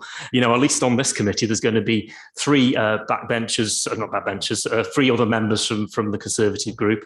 There'll be two Labour members instead of one. I suppose Elizabeth Shenton will be one of them. Perhaps now they can have a little bit of diversity as well by having somebody else. And then obviously there'll be a Lib Dem member. So I think that's actually a good way of meeting the task really of refreshing that constitution, having one that works for members. And I think it would be a very good experience to be on there. And I look forward to them taking place. So I reaffirm the recommendations and move them as amended, Mr. Mayor. Thank you, Councillor Tagg. We now move to vote on the proposal. And can I ask those in favour, please, to raise their hands?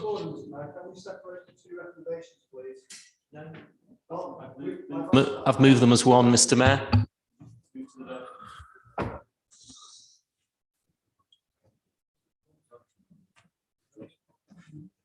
So you're voting on the... Yeah, on the proposal. Okay. And those against, please.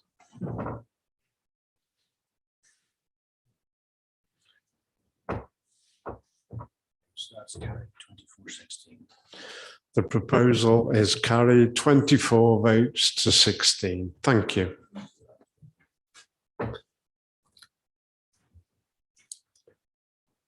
Members, the next substantive item of business is the Gambling Act 2005 review of statement of licensing policy. This is agenda item 9 at pages 83 to 116 of the agenda pack. I understand Councillor Stephen Sweeney intends to move the recommendation on page 83, and that Councillor Simon White will be seconding. Councillor Sweeney, will you please now introduce the review of statement of licensing policy report? Yeah, thank you, Mr. Mayor. Hopefully this one will go through a bit quicker than everything else tonight. The Gambling Act has to be reviewed every 3 years. It's a 3-year cycle. It's gone through the Licence Committee and it's put here sort of final ratification. The only changes are the contents change. Contents page has been reformatted, displayed as a table. Website links have been updated. Dates have been updated. Wording and typographical matters, i.e. spelling mistakes and commas in the wrong place and full stops, that sort of thing, have been done. And that is it.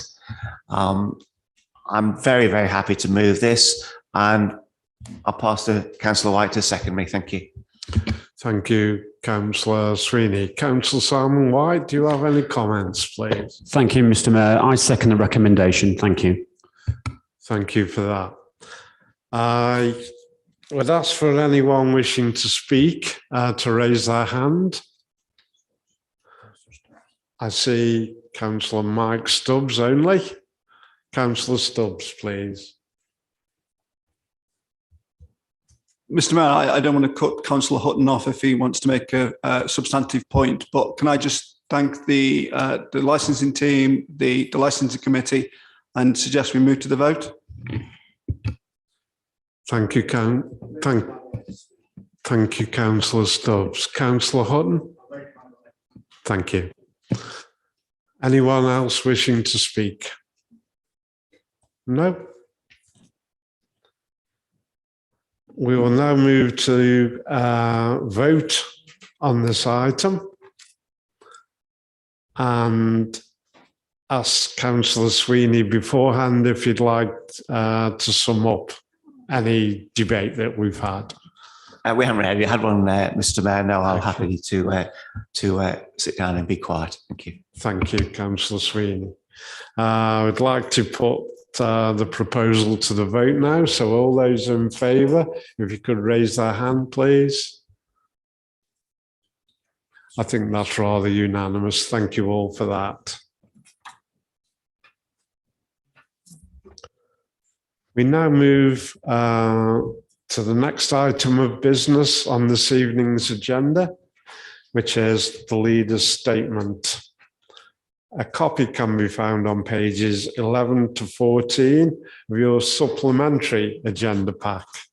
Councillor Simon Tagg, would you like to move that the statement be discussed, please?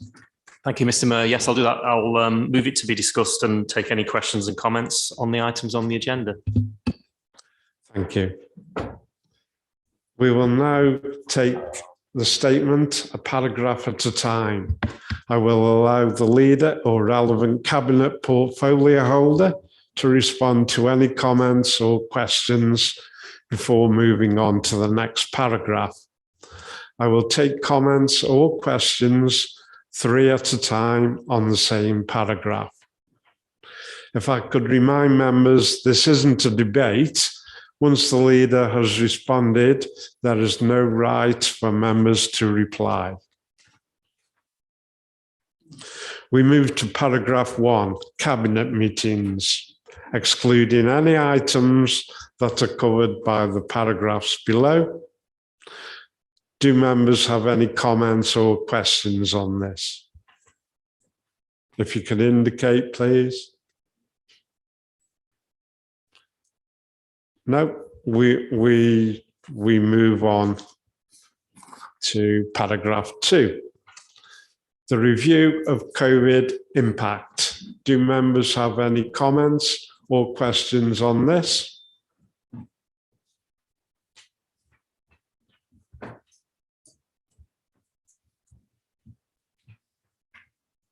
I see three. Councillor Mike Stubbs, please. Thank you, Mr. Mayor, and apologies to the members that are on the audit committee because I've already raised this here there. I appreciate the report. I saw it at audit, and I've obviously read it that when it's come to cabinet, but it still feels very much to me and most members of the Labour group that we are marking our own homework by doing internal reports and saying how well we've done and patting ourselves on the back. This was a once in a lifetime event, and I think it should be given the absolute best it can from it to make sure that we did everything right and make sure that actually we're in a place that should anything similar ever happen again, that we are absolutely set up for it. I've previously spoken about an LGA peer review. I think it's the absolute perfect way of us having a relatively inexpensive but a independent review on our response to the COVID. And I would ask the leader, Freudian slip, the leader to consider that.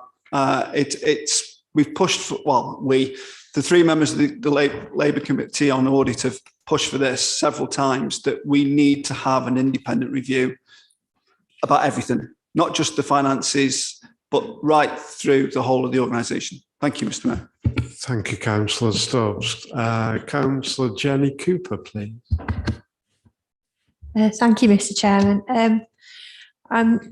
I've heard reports that anti-vaxxers have been protesting outside schools, local schools. I wonder if the leader had any comments about that, please. Thank you for that. A comment, I believe, from Councillor Sweeney. Yeah, thank you, Mr. Mayor.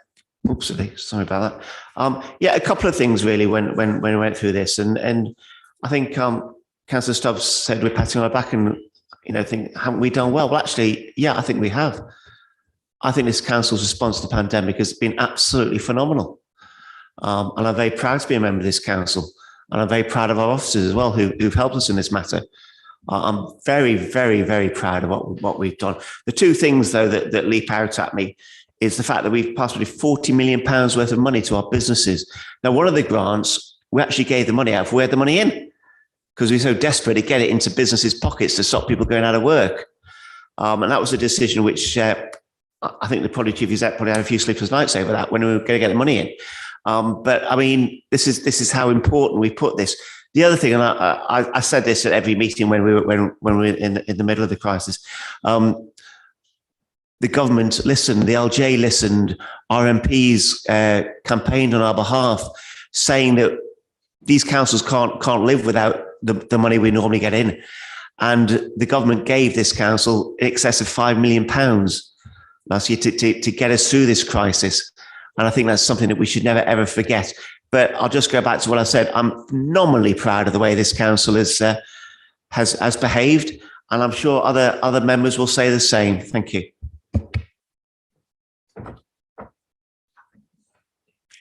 Councillor Hutton, please. Three at a time, Mr. Mayor.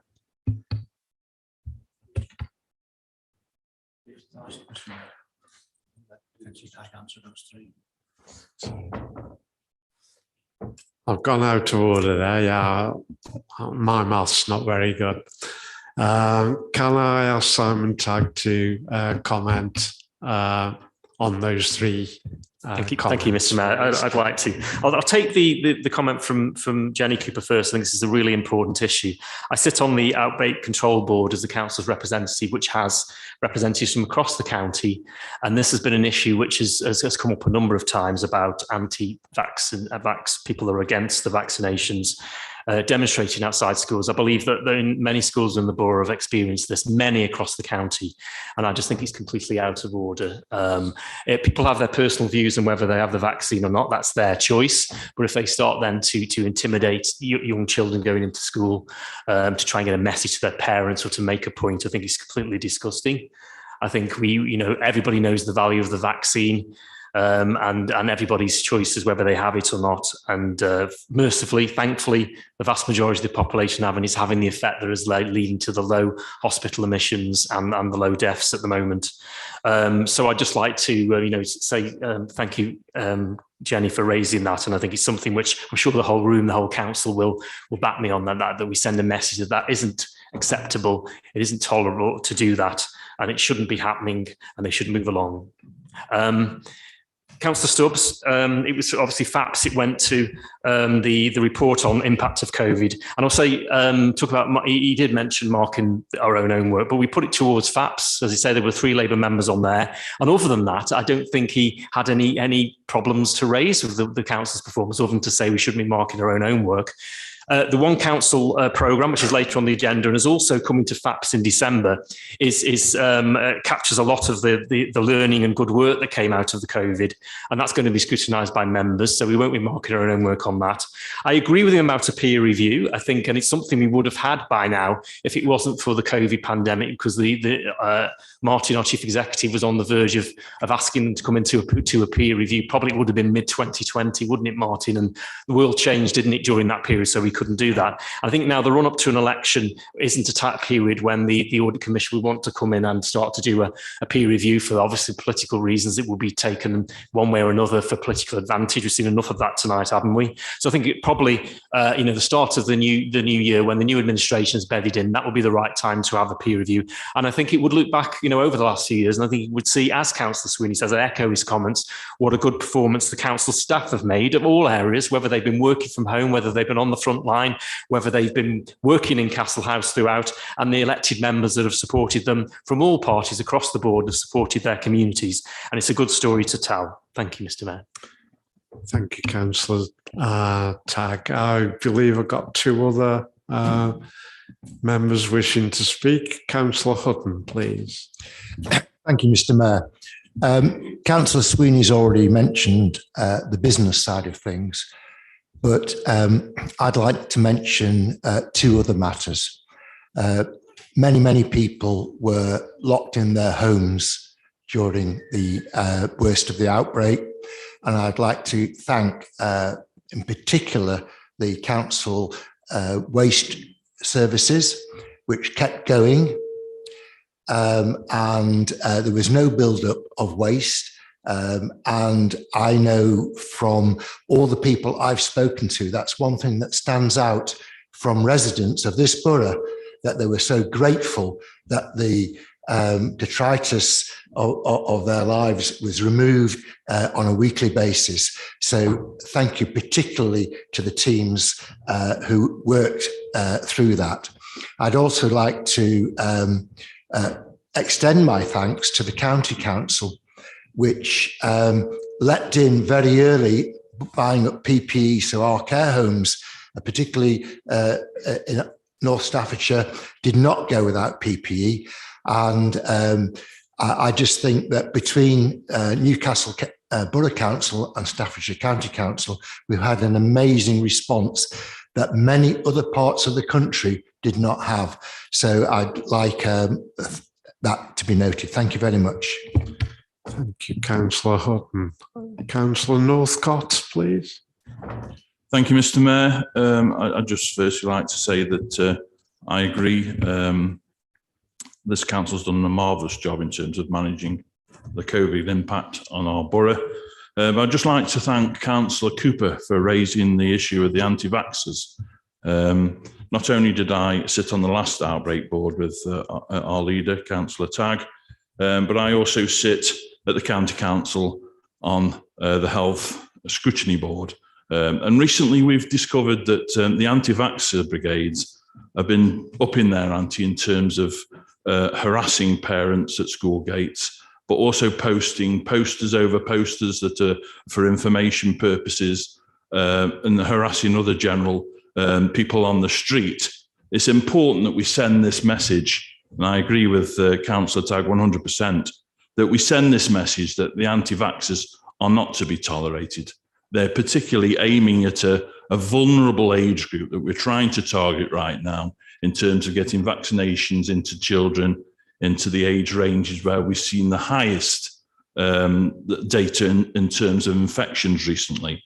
So I really would like to say that, put it on record, that this is what we're against. We're against those that try to undermine this necessity that we need to keep the infection rates low and to manage it in a proper and orderly fashion that we have with the adult population, and to make sure that this is rolled out for the younger elements of our population, to make sure that they get the protection, to make sure that we all get the protection, and that the anti-vaxxers are not given any credence to continue their undermining activities to date. Thank you, Mr. Mayor. Thank you, Councillor Northcott. Anyone else wishing to speak? Response from Councillor Tagg at all on those two? No response. Thank you. We now move to paragraph 3, local plan issues and strategic options. Do members have any comments or questions on this, please? Councillor Jones, please. Thank you, Mr. Mayor. I'm reading the second paragraph of this item, where it says it's important to remember that individual sites for future housing and employment are not being designated as part of the consultation. Before any decisions are made about what land is required for the future, it's vital that the council hears residents' views on the issues and options. I entirely agree with that. I think before council starts to identify sites for development, that it should listen to residents' views about whether development of those sites would be suitable, and various reasons for that. I have concerns that this is not true. I and other councillors have attended a number of meetings alongside parish councillors from Keele and Silverdale and representatives of the university where Keele Golf Course has been discussed for development. At those meetings, I've specifically been shown maps of how that site could be developed, including a significant volume of housing, indicative outlines of highway plans, and discussions with the university about how a special case could be made to remove that site from the Greenbelt. I wonder if the leader can confirm to council that his statement is true, or has Keele Golf Course clearly been identified as a site for development?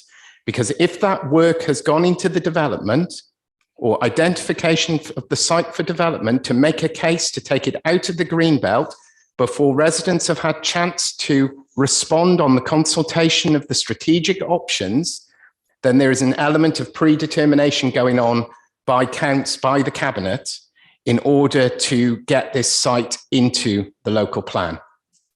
Thank you, Mr. Mayor. Thank you, Councillor Jones. Councillor Hutton, please. Thank you, Mr. Mayor.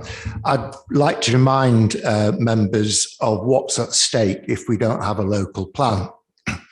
If we don't have a local plan,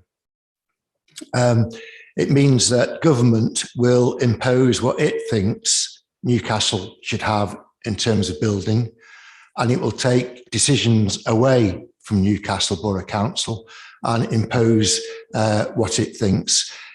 And that will be a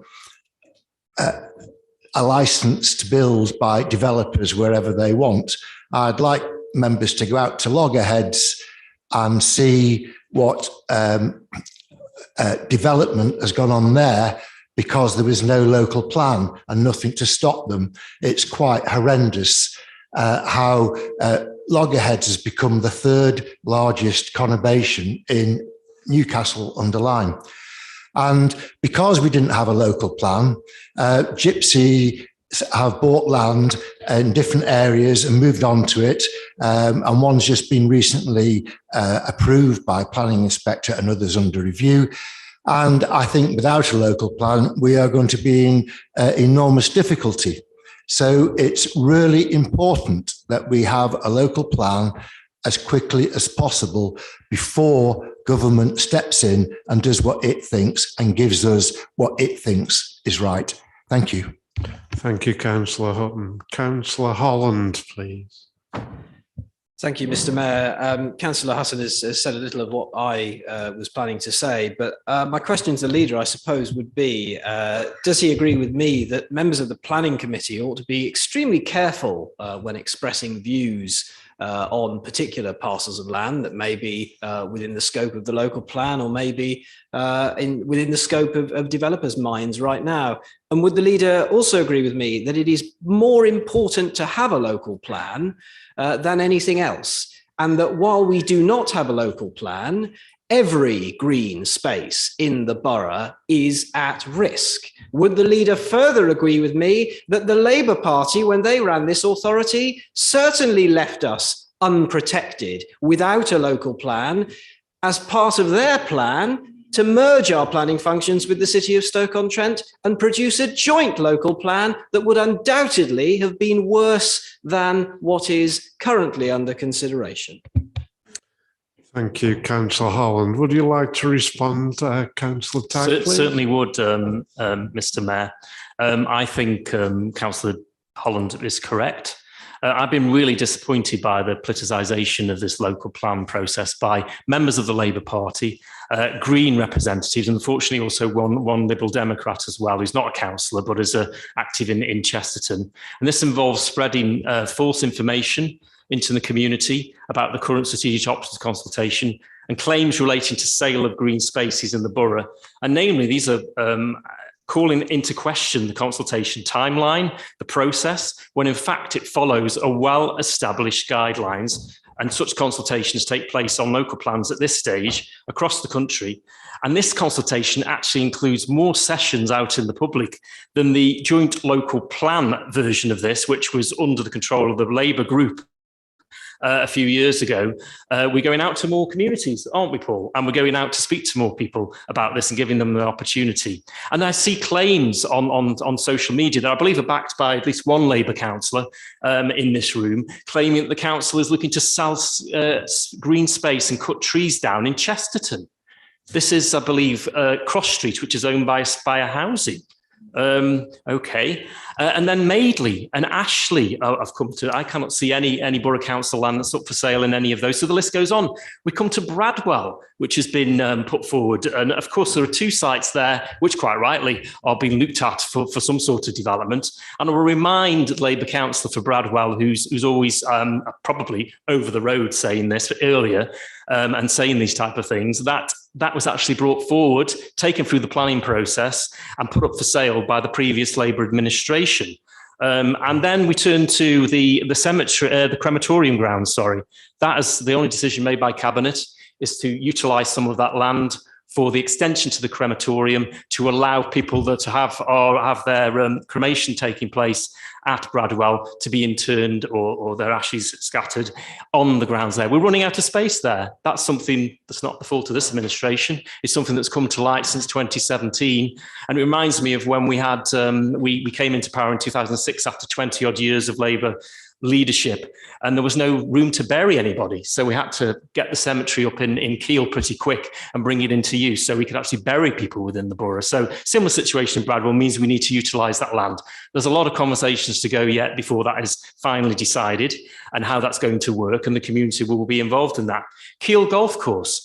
There was a plan by the outgoing administration, what was called the Keele and I think it was Westlands Development Master Planning Area, which was going to put 1,800 houses on Keele Golf Course. The plans which Councillor Jones is talking about, I believe will be the ones that are in the public domain after going to Cabinet a couple of years ago as part of the joint local plan, now defunct. That this council was considering. And I think we were down to about 1,000 homes at that point. And I think there's a long way to go on that site. There's a lot of consultation to take place. This local plan consultation on strategic option feeds into that. And the questions are being asked and we're waiting for the public to answer. Now, I see what this is all about. It comes back to the discussion we're having here about point scoring and leaflet writing, doesn't it? And I see we've got a motion later, which is proposing something which the Labour Party never did when it was in power.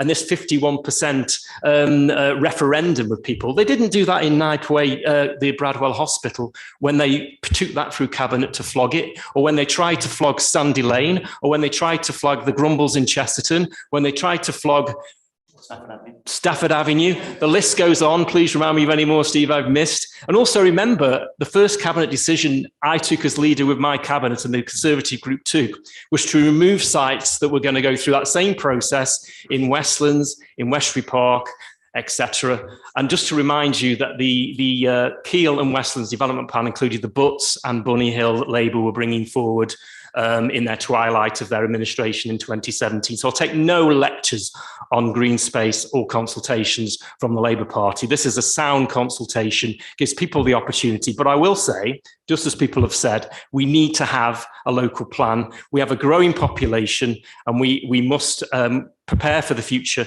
and that will require building more mainly on brownfield sites, and then if necessary, taking in green space, unfortunately. But that is something which under the joint local plan was going to happen because there were higher housing numbers within that than had been proposed in any of the three options here. And also, of course, we've seen, people will have seen at the weekend, an article in the City of Stoke where they're bringing a number of green spaces forward for development, for sale and development. That, I believe, is because they no longer have Newcastles to fall back on because we're no longer in a local plan with them. We were going to be the growing space for Stoke, and I didn't want that to happen. So I took us out of the local plan, reset the clock. So those people that were protesting across the road, you're only having this protest now because we have reset the clock and allowing the process to start again. We'd be out to the Secretary of State for the joint local plan now with all of those plans to build on green space in them. We have stopped that. He should be supporting us and not the Labour group. Thank you, Councillor Tagg. I move now on to the next batch of three members that wish to speak. I'll name them in order that I spotted them or that they were spotted. Councillor Andrew Fear, please. Thank you very much, Mr. Mayor. In many ways, and I think the leader has answered my concerns already. I welcome paragraph 2 of this section of the leader's report. And I'd just ask if you would agree with me that given the misinformation that's being put around about what this report is, I feel it's the duty of every councillor to go out to the public and point out precisely what this is about. There are no predetermined things here. It is a search for information. And indeed, if there are people who've got plans that don't match the ones which are in the strategic options things, we will be welcome to see other people's visions of where this goes. This is a genuine consultation. And again, I would ask the leader, would he agree with me that it's really the proper duty of every councillor to make sure that we communicate that information and don't muddy the waters about what this consultation's about? Thank you, Councillor Fear. I'll now move on to Councillor Fox-Hewitt, please. Thank you, Mr. Mayor. I've heard a few things tonight. If government stepped in and imposed its housing target because we didn't have a local plan, the irony is it would be lower than the council's proposed plan because this council, this Conservative-led council, wants to build more houses than that which is required by the government statutory housing target. With regards to Bradwell Crematorium, the leader is deliberately obfuscating the views of my residents in Bradwell and Port Hill because they are not opposed to any reasonable expansion of the crematorium, but they are opposed to the 98 houses that are planned for that site, which is a deliberate attempt to trouser 1.2 million in residual profits. So nobody believes a word the leader says on his green credentials because they can see it quite clearly in the priorities from his plan. Thank you, Mr. Mayor. Thank you, Councillor Fox-Hewitt. We move on now to Councillor Susan Moffat, please. Thank you, Mr. Mayor. I have to say I'm really disheartened with what I'm hearing in this room tonight. It's incredibly important that our community members get their chance to properly look at what is planned, not for tomorrow or next year, but for the future of our borough, the families that we don't even know exist yet. And basically blackmailing people into rushing into a local plan which is huge, which people need time to take in, which communities have the right to consult on, and saying, if you don't go with it, then the government's going to come and build stuff anyway. I think it's appalling. You know, our communities have just had this land on their social media pages. I know probably with other councillors in this room, my phone hasn't stopped going with concern from residents. And there are people in here that know that in the planning committee, I was one councillor amongst one or two others that asked for an extension of the time scale of this, because it is massive. So I'd like to ask the leader if he would consider, or not consider, if you will just give us more time. This consultation is not fit for purpose. I honestly believe that it is tokenistic. It's great that some face-to-face opportunities are happening around various wards, but 4 hours in Audley with 15-minute slots for the size of an Audley community is not enough time for people to understand or express their concerns. As a member of the steering group for the local plan in Audley, and somebody who is kind of quite happy to use computers, it took me ages to work my way through online. What about community members who find it very hard to work on laptops or on computers? It's just too big, too much, too fast. And I think that we need just to pull back a bit. And I really ask our leader to pay respect to the right of community members to be taken seriously on these issues, and to be allowed to have a genuine say. Other councils across the country have led the way in terms of genuine community-led design when it comes to local plans.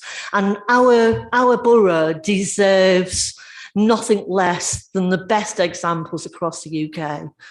And I'm really embarrassed and quite disgusted with just the point scoring that has been going on in here. We're here to represent our communities. We're here to do the best for our communities. And the best for our communities is to give them time to understand what it is that we're proposing that will affect the borough of Newcastle for generations to come. We're talking 30, 40, 50 years hence and beyond that. And really, let's take our community members seriously and our responsibility seriously. Thank you. Thank you, Councillor Moffat. If Councillor Tagg would like to respond to those three. Okay, thank you, Mr. Mayor. I think directly to Councillor Moffat, this is one of three consultations in the stages of the local plan. The final one is that local plan will come to this council for sign-off before it gets sent into the inspector. There will be another consultation before then on what sites are included.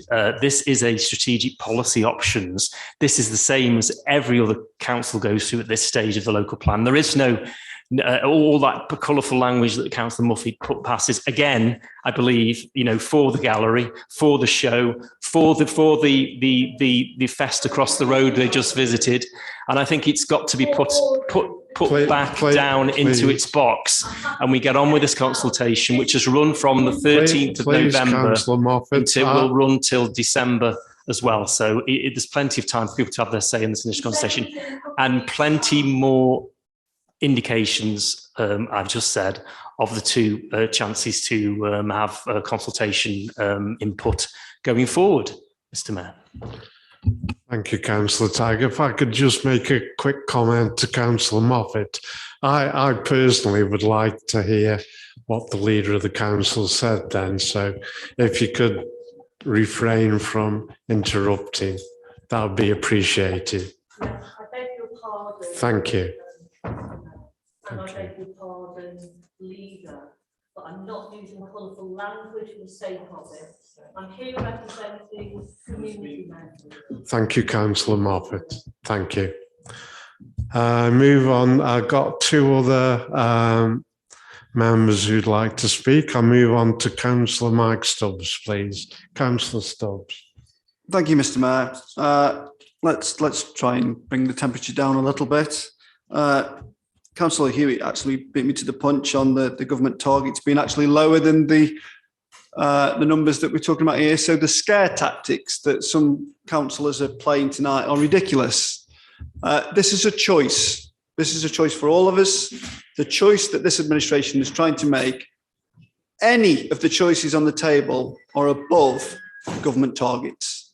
So we will be telling our members of public that we look after, do not read into the scare stories.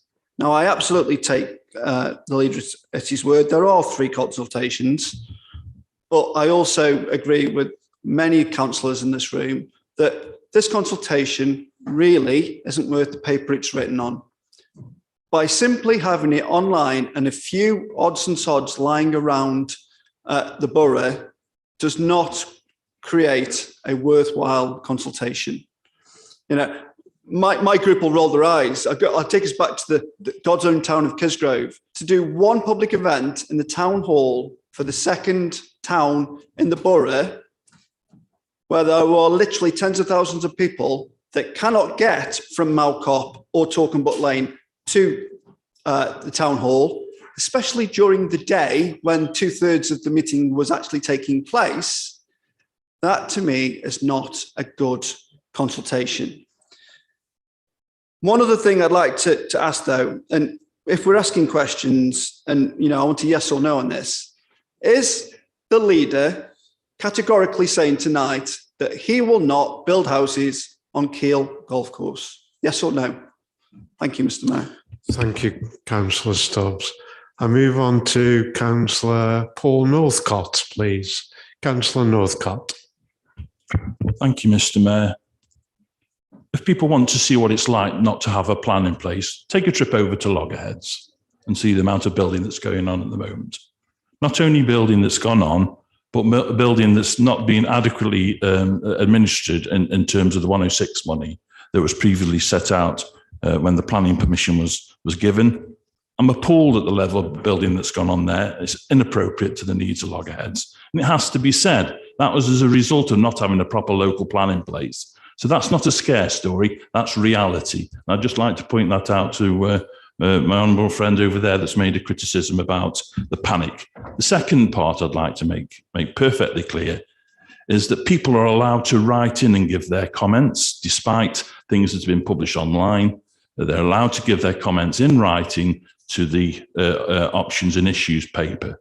The consultation period is the same one that's been set out in numerous other authorities, the same one that's been used as the benchmark in this authority. And this is, can I just remind members, this is the start of the journey. We want to elicit the input in terms of what you feel about the growth aspirations. We're not asking about anything else. So the people out there that are trying to confuse the issue are quite blatantly wrong, including the claim I've read recently online that there's going to be 1,200 houses now, which is, again, up in the figures to suit themselves. So I would like to put a stop to the rumour that's going on. There's people there that are in the background to support people that wish to have questions, including one-to-one sessions with officers if they want to book them or take the chance to do that. And I can categorically record that people haven't been turning up in droves at the consultation meetings that we've been having with officers. I've got an exact record, the number of people that have turned up, and the amount of interest has been really poor, to be honest.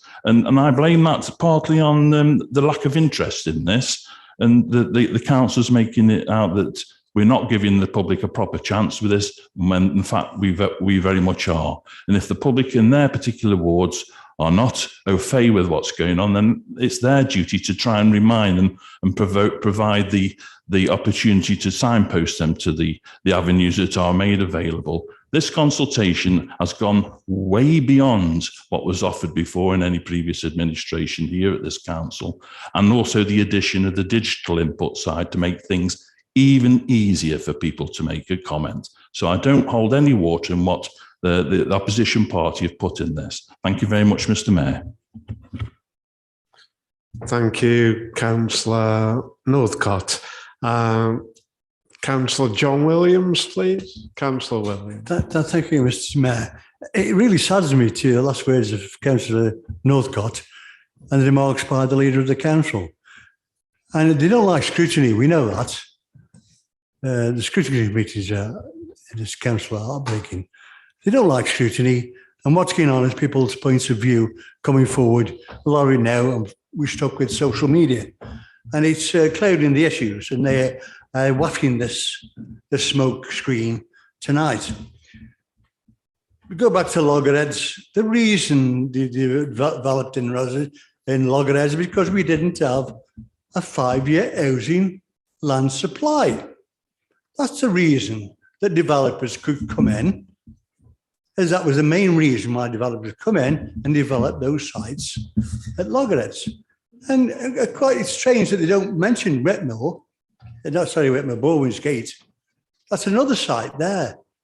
That if we had a 5-year housing land supply, they wouldn't have been able to build on there. And that's fact. And we didn't have a 5-year housing land supply because the previous Tory administration in the last 12 months didn't build any houses, and 20% was put on to make up the 5-year housing land supply. So that's where we are. And that's where we were until we built houses in enough. And to back that up, the local, the planning inspector actually made that point, that we hadn't got a 5-year housing land supply. Now we have, so developers cannot come in. We need a local plan. In our group, I'm sure, I'm not speaking for a group really, I'm just a member of, want a local plan. It's important that we have a local plan going forward for the borough and for the residents of the borough. And let's have some facts into it instead of the smoke screen that the Tories are putting forward. I sit on the planning committee, I've done for many years. And I find it, as I said earlier on, so important that we get it right, and we get it right and get the consultation right, and we go through the process. Because if we don't, and it goes to the planning inspector, he will throw back at us that we haven't done it properly. And then we haven't got a 5-year housing land supply, and the developers will come in before the government come in. And that means developers will be able to come in and say, right, I want to build there, and we won't be able to stop them. That's the facts. Instead of the smoke screen, let's come down to it. Right, not blaming one another, whatever. Let's come out and let the people, and they've had a demonstration tonight, and I stood by the wings of that demonstration and listened to the residents speak. That's their right, their democratic right to go out and say they don't want this. And we have to take that as councillors. We have to take that on board and bring it in to what's saying. But this thing of we don't want a local plan, again, this is a Tory, well, I don't know, any words fail me right. But let's have some facts instead of this smoke and mirrors. Thank you, Mr. Mayor. Thank you, Councillor Williams. I would ask for a response of Councillor Tagg for those three speakers, please. Just very simply, I think it's the chaotic approach of the Labour group. On one hand, they're asking if I'm going to build houses, and on the other hand, he's saying I'm not building enough, as Councillor Williams has just said. So I think it's a completely muddled approach. It seems to be the approach they're taking with the community so-called groups that are forming around this, and it is all about politics. It's all about trying to get votes. But as we've seen in the past, it doesn't really affect elections that much. So let's just get around the table. Let's get on and get this local plan. The consultation is fine. The consultation is as per you have to do. Let's listen to people. Let's get a borough local plan that was better than the Stoke plan, which we were left with before. And let's get some good planning that means we can save as much green space as possible, but also build the homes for the people that want to live in Newcastle-under-Lyme. And there's more and more people wanting to do that. Thank you, Mr. Mayor. Thank you, Councillor Tagg. I believe we have one other speaker, Councillor Annabel Lawley, please. Thank you, Mr. Mayor. So firstly, I do actually have a question rather than just making statements to each other. And I'm a proud councillor for Bradwell. Sorry to use colourful language once again. I'm going to paraphrase the leader, so I can't be direct, but I think you said something on the lines of, I'd be silly to not consider Bradwell. for the land there. I'm just wondering what exactly is silly to not consider. Is it the lack of GP? Is it the lack of dentists? Is it the 2 oversubscribed primary schools in the area? What in that area makes it such a prime spot for another 90 odd houses? I'd also like to ask the leader while I'm speaking to him, for the 3rd time, are you planning to build houses on Keele and Bradwell? Thank you, Councillor Lowley. Any other speakers? Otherwise, I will ask Councillor Tagg to respond, please. I don't recognise what Councillor Lawley said that I said. Well, I'll watch the video back after hours. I'll write to Councillor Lawley, but I don't think I said those words.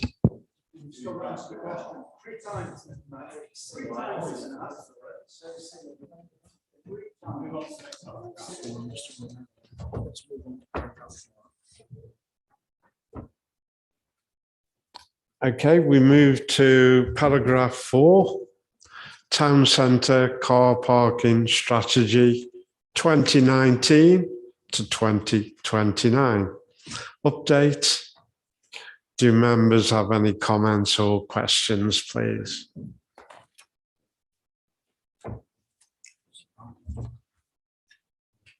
I see Councillor Andrew Parker, please.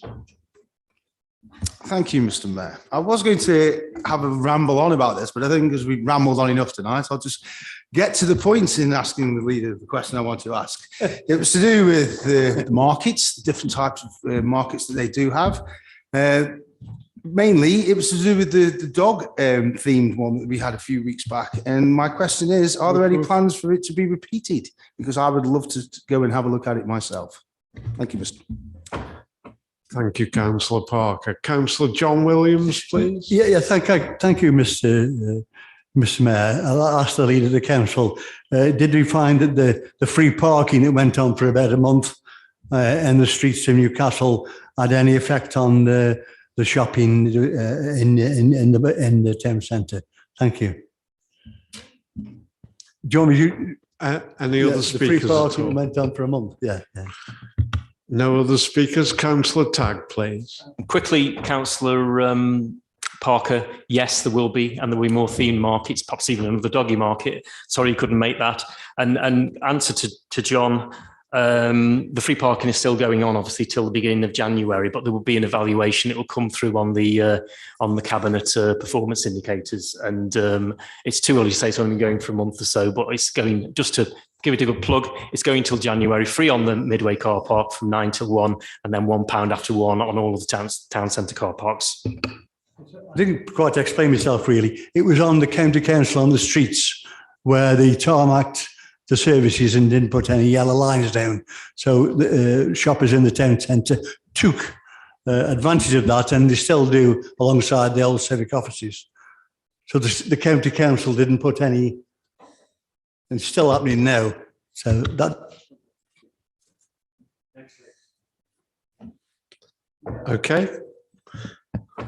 We move on to paragraph 5, the medium-term financial strategy 2022 to 2023 to 2026-27. Do members have any comments or questions, please?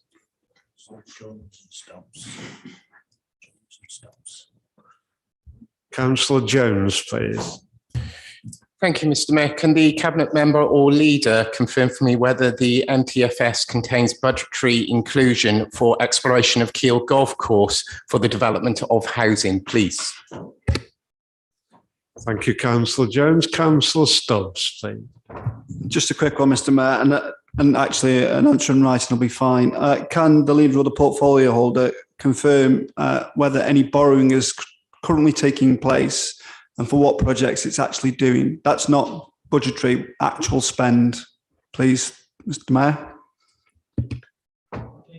Nothing being borrowed at the moment is the answer to that one, and we'll get a written answer on the other one because Stephen hasn't got the information at hand. Thank you, Councillor Tagg. Any more speakers on that item? No. We move to paragraph 6, Jubilee 2, structural survey and refurbishment of the health and fitness office. Do members have any comments or questions, please? I see Councillor Jill Waring, please. Councillor Jill Waring. Thank you, Mr. Mayor. It's just a comment really about the necessity to have a structural survey on Jubilee 2. Unfortunately, we did take over a building that did have a lot of problems. So there were some major problems. We had pool leaks and constant roof leaks, etc.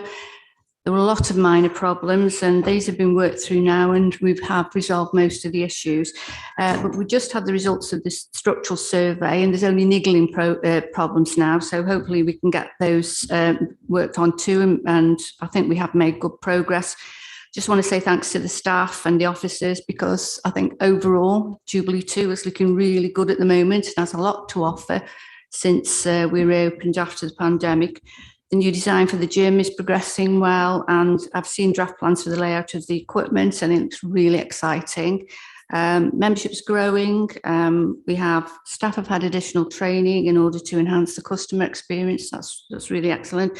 Swimming lessons are doing really well, and there's some really good offers on. So you've all seen the building tonight, and you've seen how well it looks. I think it's really well looked after now, and it's worth a visit to use the leisure facilities as well. Thank you. Thank you, Councillor Waring. Councillor Tagg, any comments? Nothing to add on that. Thank you.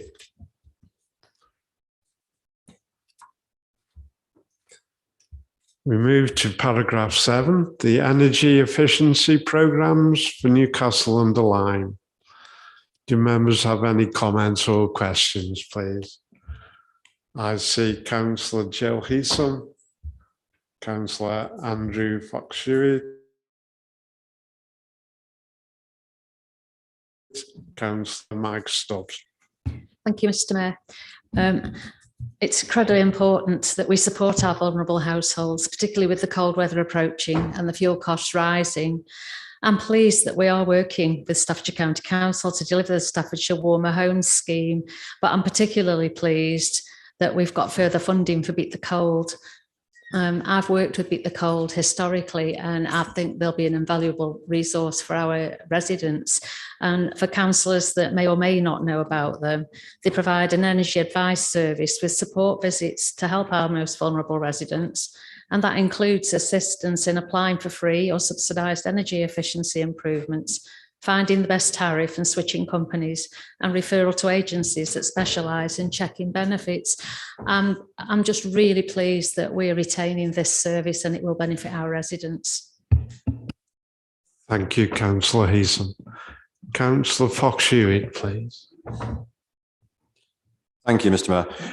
Obviously, I welcome the support that has been given to residents for safe and warm houses. It's great to see.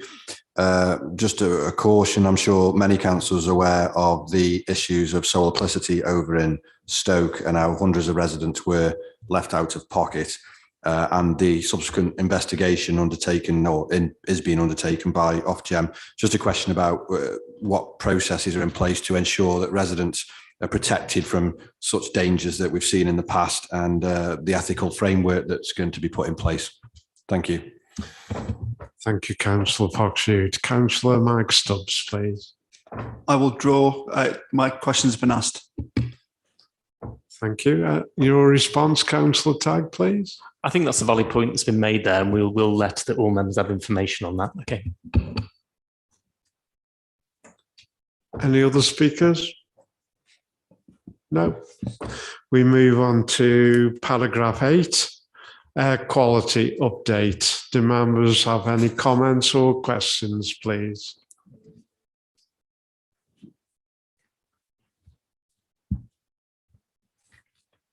Councillor Holland, please. Thank you, Mr. Mayor. Recognising the irony of an item that's about air quality when the single biggest problem with air quality in the borough has nothing to do with this because it's the landfill. I've said it before and I'll say it again. Bus gates, chargeable clean air zones, they do absolutely nothing to take a single drop of carbon out of the atmosphere. They only move the problem around. So I welcome the progress that Cabinet have made on this, but can the leader confirm to me that he is doing absolutely everything within his power to ensure that whatever measures are imposed on us, either with or without our agreement by the government, are ripped up as soon as it's possible to demonstrate that they're no longer necessary? Because there are things ongoing in this world that are helping us to reduce our carbon and to reach our targets. The government is doing excellent work. There was excellent progress made at COP26 last week and the week before, but the measures that have been proposed here in our borough will be harmful to our residents and our economy, and they will not be helpful in saving the planet. So would the leader please confirm that he is doing all he can? Thank you, Councillor Holland. Councillor Dave Jones, please. Thank you, Mr. Mayor. I partially agree with Councillor Holland in that bus gates and clean air zones do move the problem elsewhere. I do think, however, they do alleviate the problem, because the problem is the accumulation of high levels of particulates within an area. And bus gates and clean air zones do mean that that concentration is lowered in that area. And whilst I agree it does move it elsewhere, it potentially relocates it to other areas where it isn't an issue. And if we're to take note of the fairly recent coroner's decision in London, that a child's death was due to particulate matter and pollution from particulate matter, it is incumbent on us to make sure that our residents that live in an area with high concentration of particulate matter and the health implications of that are very rapidly given a solution that means that they can breathe clean air that isn't polluting them or causing a health concern. That said, I do agree with all of the efforts that are being taken by the council to reevaluate the need of the clean air zone and the bus gate on the basis of current and future modelling post-COVID, with the volume of people who now work from home and potential lower traffic on the roads. If that has already had the impact, then we don't need the treatment. But if we still need the treatment, then surely it's incumbent on us to ensure that our residents who are living in dangerously high levels of particulate matter receive that treatment as per the Secretary of State of the Times directive. Thank you, Mr. Mayor. Thank you, Councillor Jones. Councillor Tagg, please. Yeah, thank you. I completely agree. We've got to deal with this issue, but also I think we should minimise the impact, and that's what Cabinet are trying to do here. We're working with our MP, and I can assure Councillor Holland that we are doing all we can to minimise the impact and ensure the bus gate isn't in position for any longer than it has to be. At this point, Mr. Mayor, if I can indulge you, I think we should move a motion to extend the time limit on this meeting. We have a limit of 10 o'clock, but because we do have items on the business that means we would have to come back another day, I would like to move that we do extend beyond 10 o'clock until the business is complete. Do I have a seconder? All members in agreement?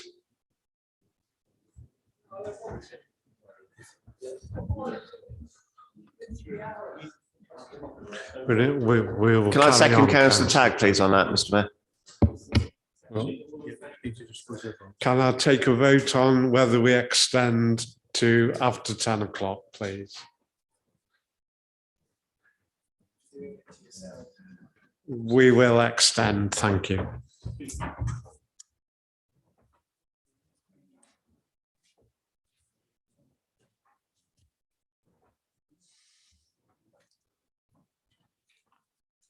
We move to paragraph 9, one council programme.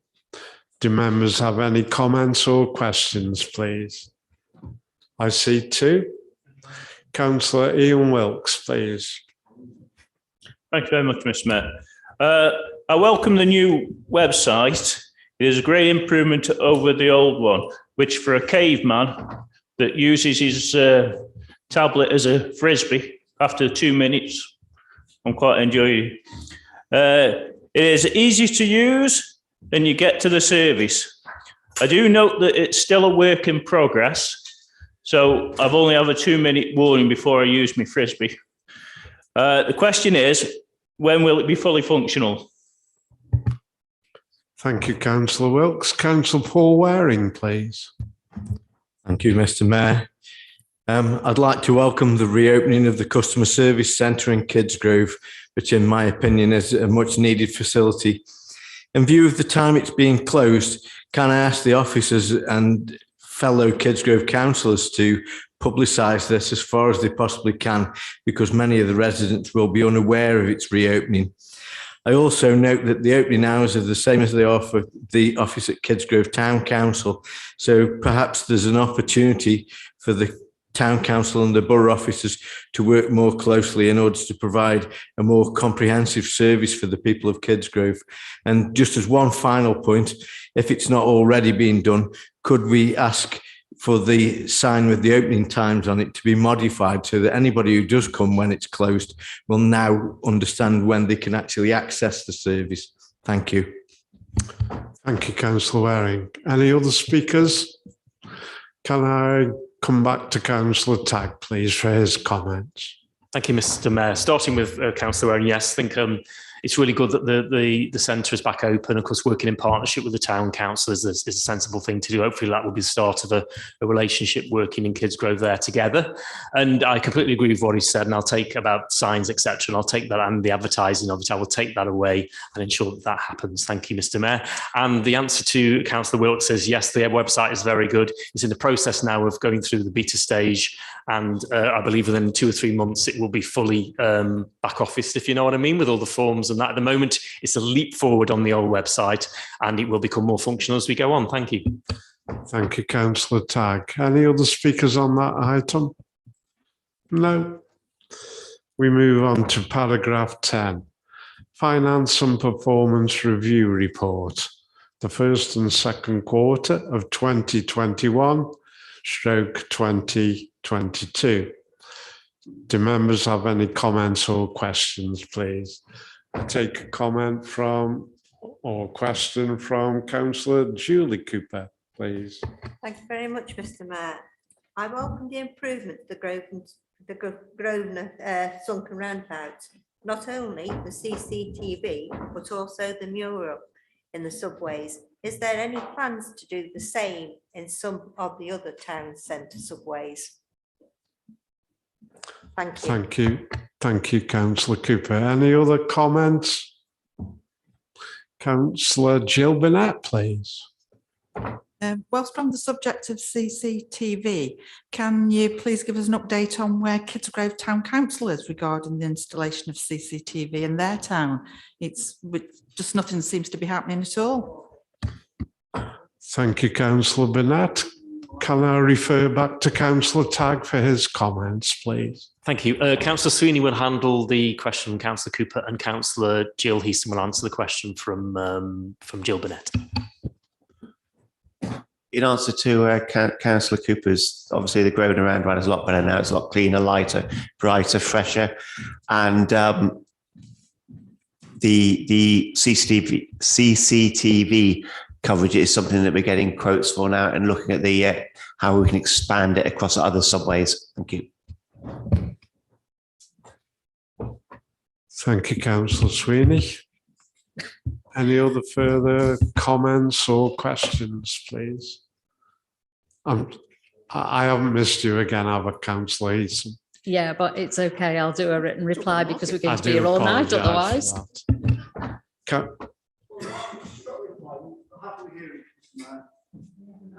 We've extended the night, so we might as well hear it. No other further comments or questions? I'll very quickly answer that then. It is a quick answer. As far as CCTV in Kidsgrove goes, we've offered advice and support, and there's been absolutely no response to our officers from Kidsgrove Town Council. Thank you, Councillor Heaton. No other comments or questions on that paragraph? Okay, we move on to paragraph 11, the forward plan. Do members have any comments or questions, please? No. We quickly move on.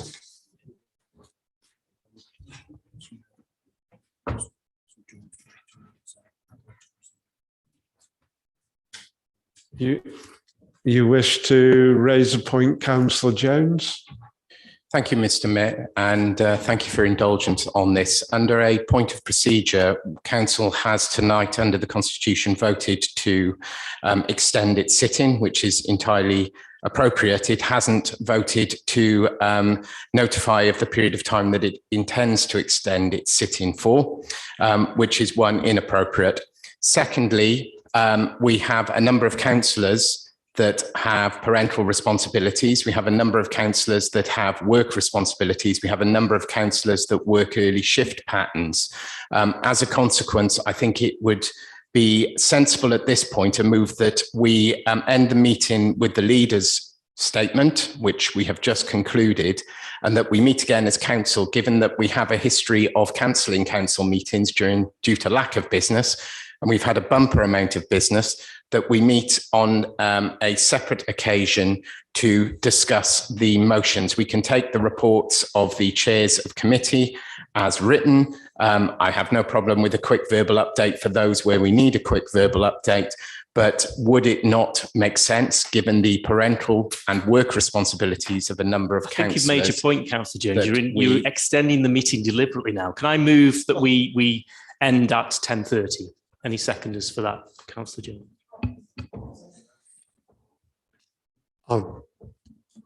If it's okay with the leader of the council, I will just consult our chief executive and head of legal and take their suggestions, please.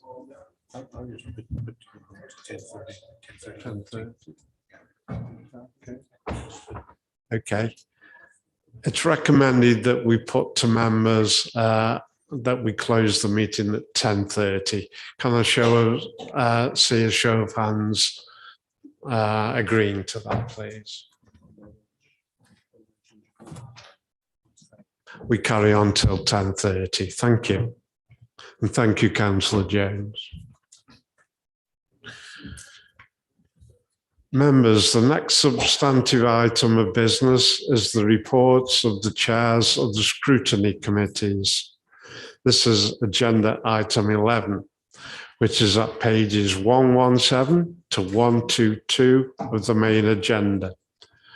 Written reports are attached for the Health, Wellbeing and Partnership Scrutiny Committee, the Economy, Environment and Place Scrutiny Committee, and the Finance, Assets and Performance Scrutiny Committee.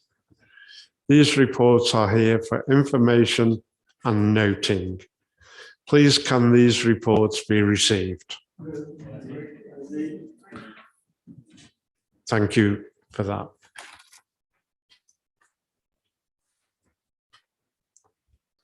Members, the next substantive item of business is the reports of the chairs of the regulatory committees.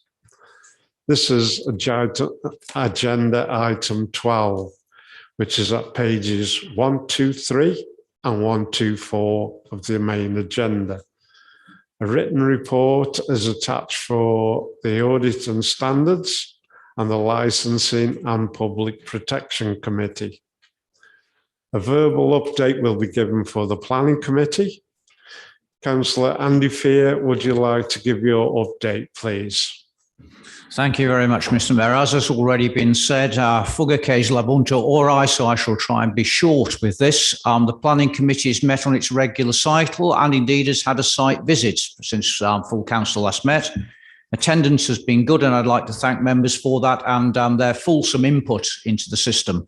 One small cloud on the horizon is that there's been a rising problem with open enforcement cases. A meeting with the senior members of the section, the portfolio holder, myself and the vice chairman has led to an agreement that those working in the section will devote a bit more of their time to enforcement matters as opposed to simply drafting papers. That was welcomed by the committees addressing a problem that's emerging to nip it in the bud.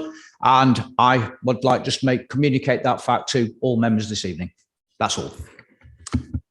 Thank you, Councillor Fear. These reports are here for information and noting. Please can the reports be received? Received, thank you. Members, the next substantive item of business is motions of members. One motion has been received. A copy of the motion concerning the Borough Nature Recovery Declaration can be found on pages 125 and 126 of the main agenda. The motion has been proposed by Councillor Simon Tagg and seconded by Councillor Trevor Johnson. Members, I am aware that an amendment to the motion has been tabled. So after Councillor Tagg and Councillor Johnson have moved and seconded the motion, I will go to Councillors Fox Hewitt and Councillor Jones to move and second the amendment. Councillor Simon Tagg, would you like to speak on your motion, please? Thank you, Mr. Mayor. Yes, I'm pleased to move this motion as printed in the agenda and notwithstanding the amendment, create the borough's first nature recovery plan, which will sit alongside the council's adopted sustainable environment strategy and the urban tree planting strategy to create a suite of living documents to allow the council to progress its aim of creating and maintaining a sustainable local environment and being a net zero council by 2030. 2030. Make note, demonstrators. This will have an action plan, which will be linked to the sustainable environment strategy, which will be reviewed annually. Take notice. It will develop a local habitat map as part of the new borough local plan to give priority areas and habitats their protection, improvement and expansion as part of our new local plan. A key aspect of this is to improve access to the sites, but without endangering them. The council will take a leadership role in championing the nature recovery with key officers and member champions who will be working on the necessary actions and the budget required to pay for them.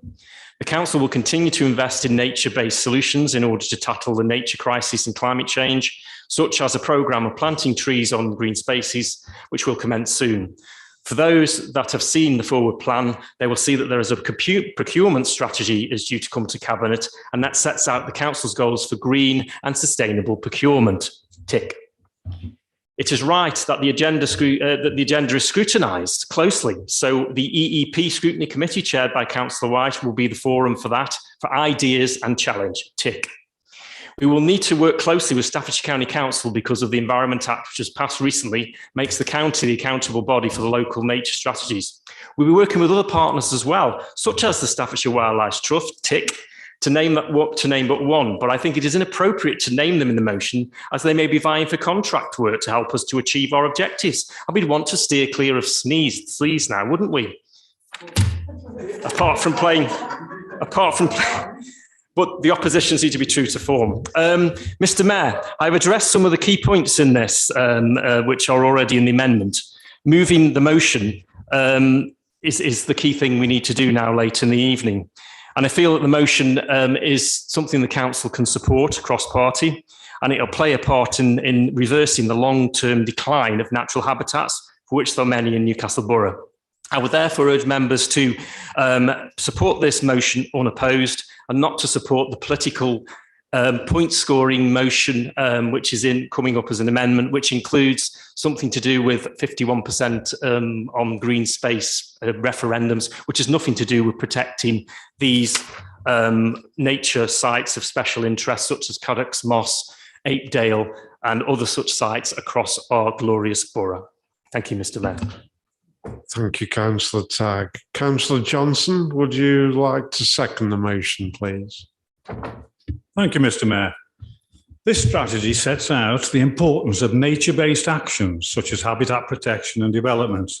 We are increasing local biodiversity and additional carbon capture through the management of our green open spaces. This motion commits the council to embedding nature's recovery into all strategic plans and demonstrates leadership by championing nature's recovery. Therefore, Mr. Mayor, I take great pleasure in seconding this motion. Thank you. Thank you, Councillor Johnson.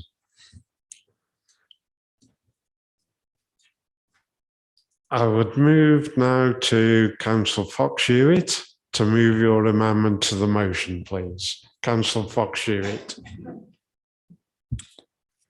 Thank you, Mr. Mayor. Firstly, I'd like to thank Councillor Tagg for bringing the motion to council tonight. Although I am concerned and disappointed at the clear, what seems to be opposition to the amendments.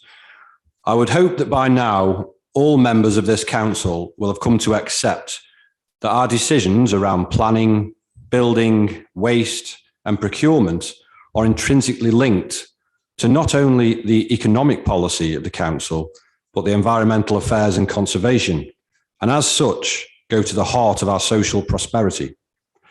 The amendments to this motion are made in good faith, and it is hoped it will be treated as non-political.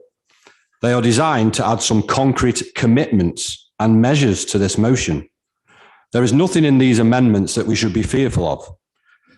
The amendments are not designed to add significant costs to the budget, but instead to commit to incremental change, delivering and championing democracy, and delivering meaningful and decisive leadership from across this chamber.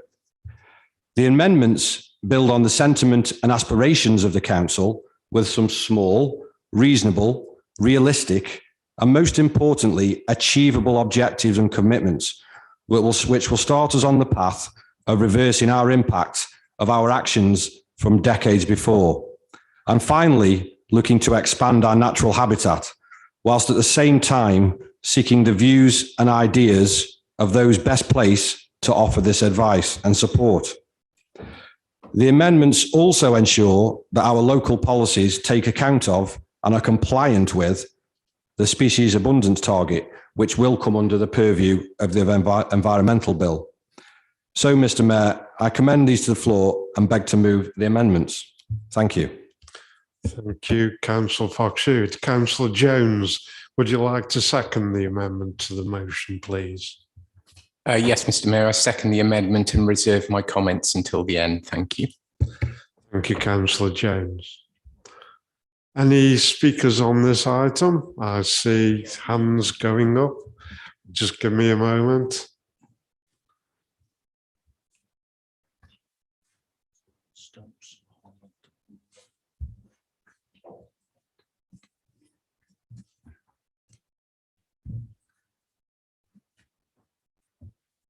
Councillor Stubbs, please. Thank you, Mr. Mayor. And I'll keep this short because I'm quite fearful of the blood sugar levels of the leader. And if we keep him much longer, his head might actually physically explode. Eh? But that's fine, but I'm calm with it, Mr. Leader. You know, do we not have any sort of interjection there, Mr. Mayor? No, you just said that. That's fine.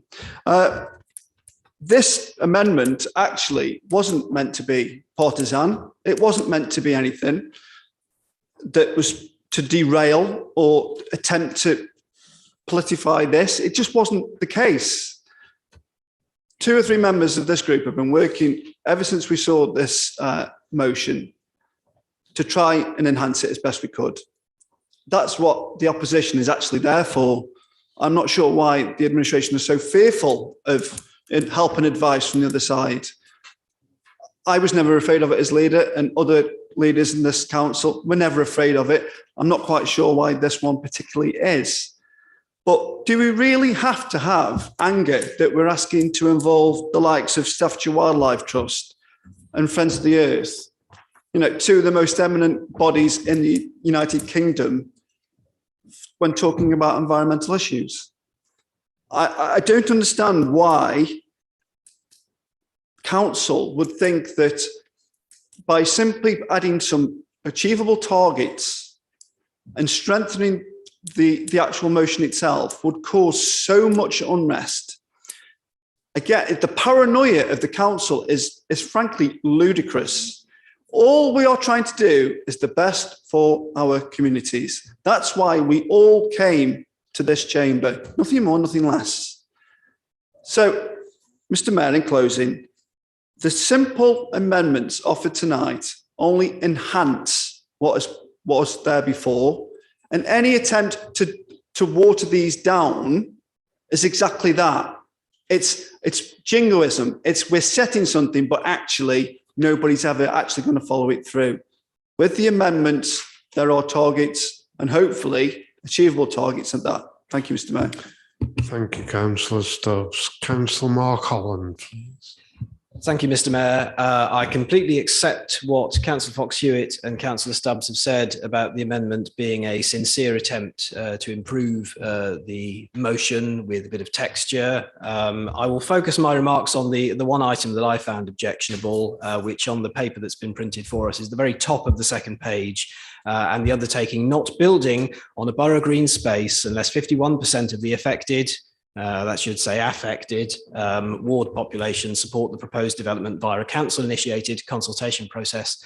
I'm afraid opposition members have said that a lot of thought has gone into the wording of this amendment, but it doesn't say council-owned green spaces. This is a policy which the opposition intends to insert and apply to every development on land that is not brownfield. And in my view, that is an illegal planning policy that would be struck down immediately on the contest of any developer by the planning inspectorate, and would be extremely harmful to the reputation of this council for being a local authority that has good control of its planning policy. And for that reason, I'm afraid I can't support the amendment because that single line completely undoes any good that the rest of the insertions may or may not have done. And I'm afraid I can't support it. I mean, there is also an argument to be said that this is a political motion, that this amendment, particularly that little phrase, that little section of the amendment,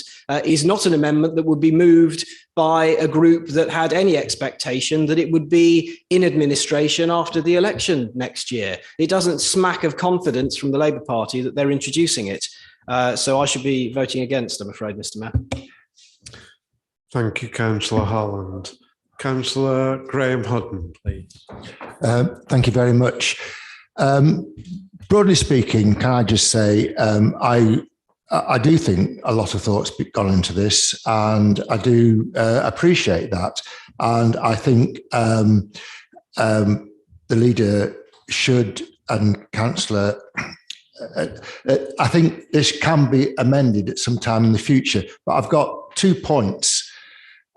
Naming a body like Staffordshire Wildlife or somebody else who we might be giving money to for something, naming it would fall foul of public procurement practices, I believe, and would be open to challenge. CPRE, for example, might want to do the audit, a well-known interferer in Newcastle politics, according to Twitter. But the 51%, top of the second page, is a NIMBY's charter, and it's got nothing to do with nature recovery as far as I'm concerned. That's my point. Thank you, Mr. Chair. Thank you, Councillor Hudden. Councillor Kieran, please. Thank you, Mr. Mayor. I just think that this proposed amendment is a sensible set of proposals which would add value to the original motion. It proposes, I think, quite sensibly, to formalise partnerships between this council and a range of external organisations with proven expertise in this area. It includes a commitment, something that people on a much higher pay grade than us were incapable of doing at COP26. It includes a commitment to actually the principle of divesting ourselves from any profit from fossil fuels. I think some politicians need to commit to that principle somewhere along the line. It makes a number of, I think, fairly unproblematic assertions. It sets some targets for this council to aspire to, and therefore I have no problem supporting this amendment. Thank you. Thank you, Councillor Kieran. Any other speakers on this item? No? Councillor Jones, as seconder of the amendment, would you like to comment, please? Yes, thank you, Mr. Mayor. We've had some good comments, actually. I'm grateful to members for their comments on this amendment and their debate. I'm glad that they've taken the sincerity of the intention in amending the original motion. We felt that the original motion lacked some real ambitious and aspirational commitments that this council should, and given the rich history of sustainability excellence within the borough, should be making. I'd like to pick up on a few points. First of all, Councillor Holland made an argument that a singular point was his only issue with it. If Councillor Holland would like to amend that singular point, I'm sure Councillor Fox Hewitt and myself would accept a reasonable amendment to that, but clearly Councillor Holland doesn't want to, because he doesn't support this at all and is looking for cover. The confidence, I thought, was quite funny. This is the Labour group setting out a stall and saying what matters to us as a group, politically, what matters to us, and we care about our green spaces, we care about our habitats, and we want to make that commitment to the residents of the borough that a Labour council will protect those. Numerous times tonight, we have heard downright absolute mistruths about the Labour council seeking to build houses on Keele Golf Course. I ask those who make those mistruths to point to the strategic options document when the joint local plan went out for consultation that indicated that we were building on Keele Golf Course, or that we had identified Keele Golf Course as a site. Because if they find that, I'd like them to point it to me, because it wasn't there when I filled in consultation on that document. Regardless, we should be using our opportunity to look at the nature recovery of this borough, which I entirely support, to look at what is the biggest biodiversity site within this borough. Keele Golf Course has a real opportunity to be a centre of excellence nationally to ensure that we meet our targets of ensuring that we have suitable wildlife habitats for our borough and for the enjoyment of our residents. But all we see is that a denial, when asked 3 times tonight, the leader was asked 3 times if he intends to build houses on Keele Golf Course, and has refused to deny it 3 times. And similarly, we have seen for residents a complete removal of the protections under the Countryside Planning Act to designate Keele Golf Course as a community asset, which goes against pretty much everything within the motion. So quite frankly, we don't trust what's come out of the Conservative group, and we amended this motion so it made some very clear commitments. I think there was a mention of why are we so fearful? Everybody, I think it was Councillor Hutton, who mentioned about the NIMBY charter. Well, 51%. Seems quite reasonable. If you can't get 51% of your local residents to support it, then I'm sure that it's a bad plan. And I think if he had the same protection of green spaces in his ward, he'd be quite happy. I would say there's a mandate for 51% thresholds. The Conservative government or Conservatives seem to be less concerned when it applies to trade union ballots for strike action. The only example of a 51% threshold in the electoral system in the UK. Well, yes, it wasn't a 52%, it was a 50%, you know as well as I do, Councillor Holland. So I think actually the objections here are because this administration won't be tied to targets. It's because this administration submitted a motion that it felt was nice, that the residents would go, oh yeah, the Conservative administration is doing something for nature and for its recovery, where actually it isn't. If you're not willing to put clear, firm commitments down on paper, then it is simply just another example of a talking exercise that will lead to no actual outcomes for the residents. Thank you, Mr. Mayor. Thank you, Councillor Jones. Councillor Fox Hewitt, as the mover of the amendment, would you like to sum up, please? Thank you, Mr. Mayor. Yep, some good valid points made from across the floor. I mean, look, councillors and residents across this borough, they want actions. They want to see things delivered, not rhetoric on environmental affairs. If the Conservative group are serious, as they're saying tonight, I will gladly accept instead of naming in groups, we can have specialist environmental groups within the locality of Staffordshire. We can accept that, not a problem. And we can include the word borough-owned green spaces to the section that's causing problems. That, I believe, satisfies the concerns from across the floor. If that doesn't satisfy them and they cannot vote with us on this, it's clear that the motion as planned is nothing more than a political gimmick, warm words, no action, much like the climate emergency motion before it. I welcome the support. Thank you, Mr. Mayor. Thank you, Councillor Fox-Hewitt. Councillor Simon Tagg, would you like to respond to the comments? Just please? very briefly before we move to the vote, I think the arguments are made against the motion. It will be an illegal motion from procurement purposes, and from the planning committee, it would completely stifle them and be, I believe, contrary to the law. So let's move to the vote on this motion. I will not be supporting it. Thank you. Mr. Mayor, can I ask a point of order, please, to the legal officer? Would you allow that? I'm sorry, Councillor Stubbs, I didn't quite hear. Would you allow a question to the legal officer about the statement that's just been made? It's a point of order. I would have to ask no, that's fine. Advice on that. Point of order, Mr. Mayor. Could we move to the vote, please, and take a vote on that? And ask that the legal officer clarify by a written answer. No, see, because you're avoiding it. We're doing a full repair on the Labour motion live here, and it's not right. We should move to the vote. No, we're not so doing it. I propose we move to the vote. Is there a seconder for that? Can I not ask? So are you based? Shameful. Excuse me. Councillor Tagg, I've taken advice of the Chief Executive and Head of Legal, and he can ask a question. Thank you, Mr. Mayor. I mean, it's a simple question. The leader of the council and several members of the administration have said that this is illegal.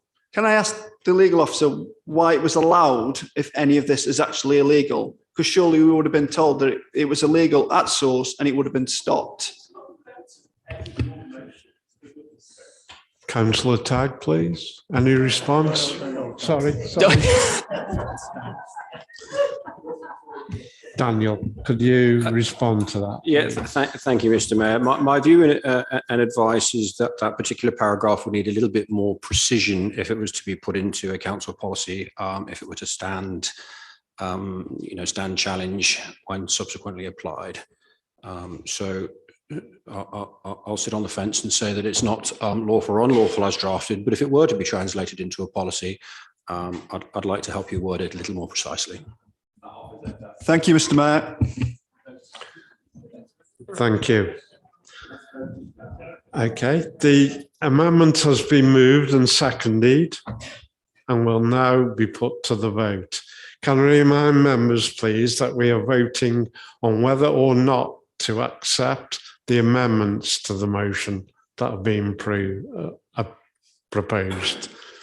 All those in favour?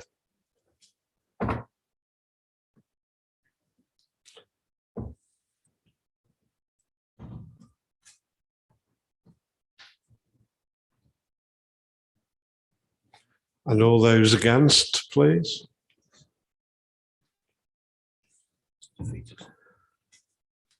The amendment is rejected. Point of order, Mr. Mayor. I move that the motion now be put. Seconded.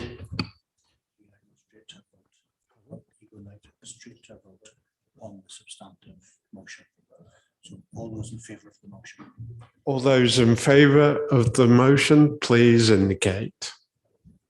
On a point of procedure, Mr. Mayor, by taking that motion, you are making the decision that debate on this item has been sufficiently completed. Are you comfortable making the decision that we have sufficiently debated the substantive motion? I ask you now, knowing that this meeting is publicly recorded, that you, as the Mayor, are satisfied the debate has been sufficiently completed on this motion. I'm confident in that we've debated the motion. And the matter's been put, so you have discretion. So I am quite happy to go for the vote. So those in favour, please indicate. And those against, please.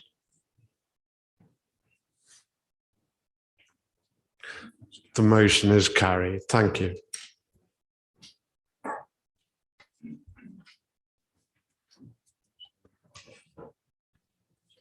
Councillor Tagg.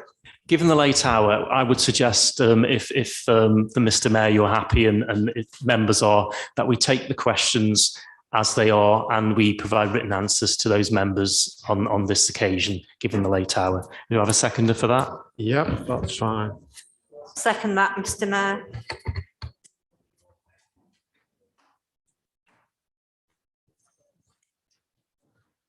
Councillor Heason. Could I just make a quick comment? Certainly. I've got these little booklets that the bid have done for the businesses in the town centre. I've put them on the back table here. If councillors could get one on the way out, it gives them the contact details for anybody that wants to report antisocial behaviour and a scan me code that you can use direct with your phone. Most useful, and thank you for that. Okay. We take the questions as listed on item 14.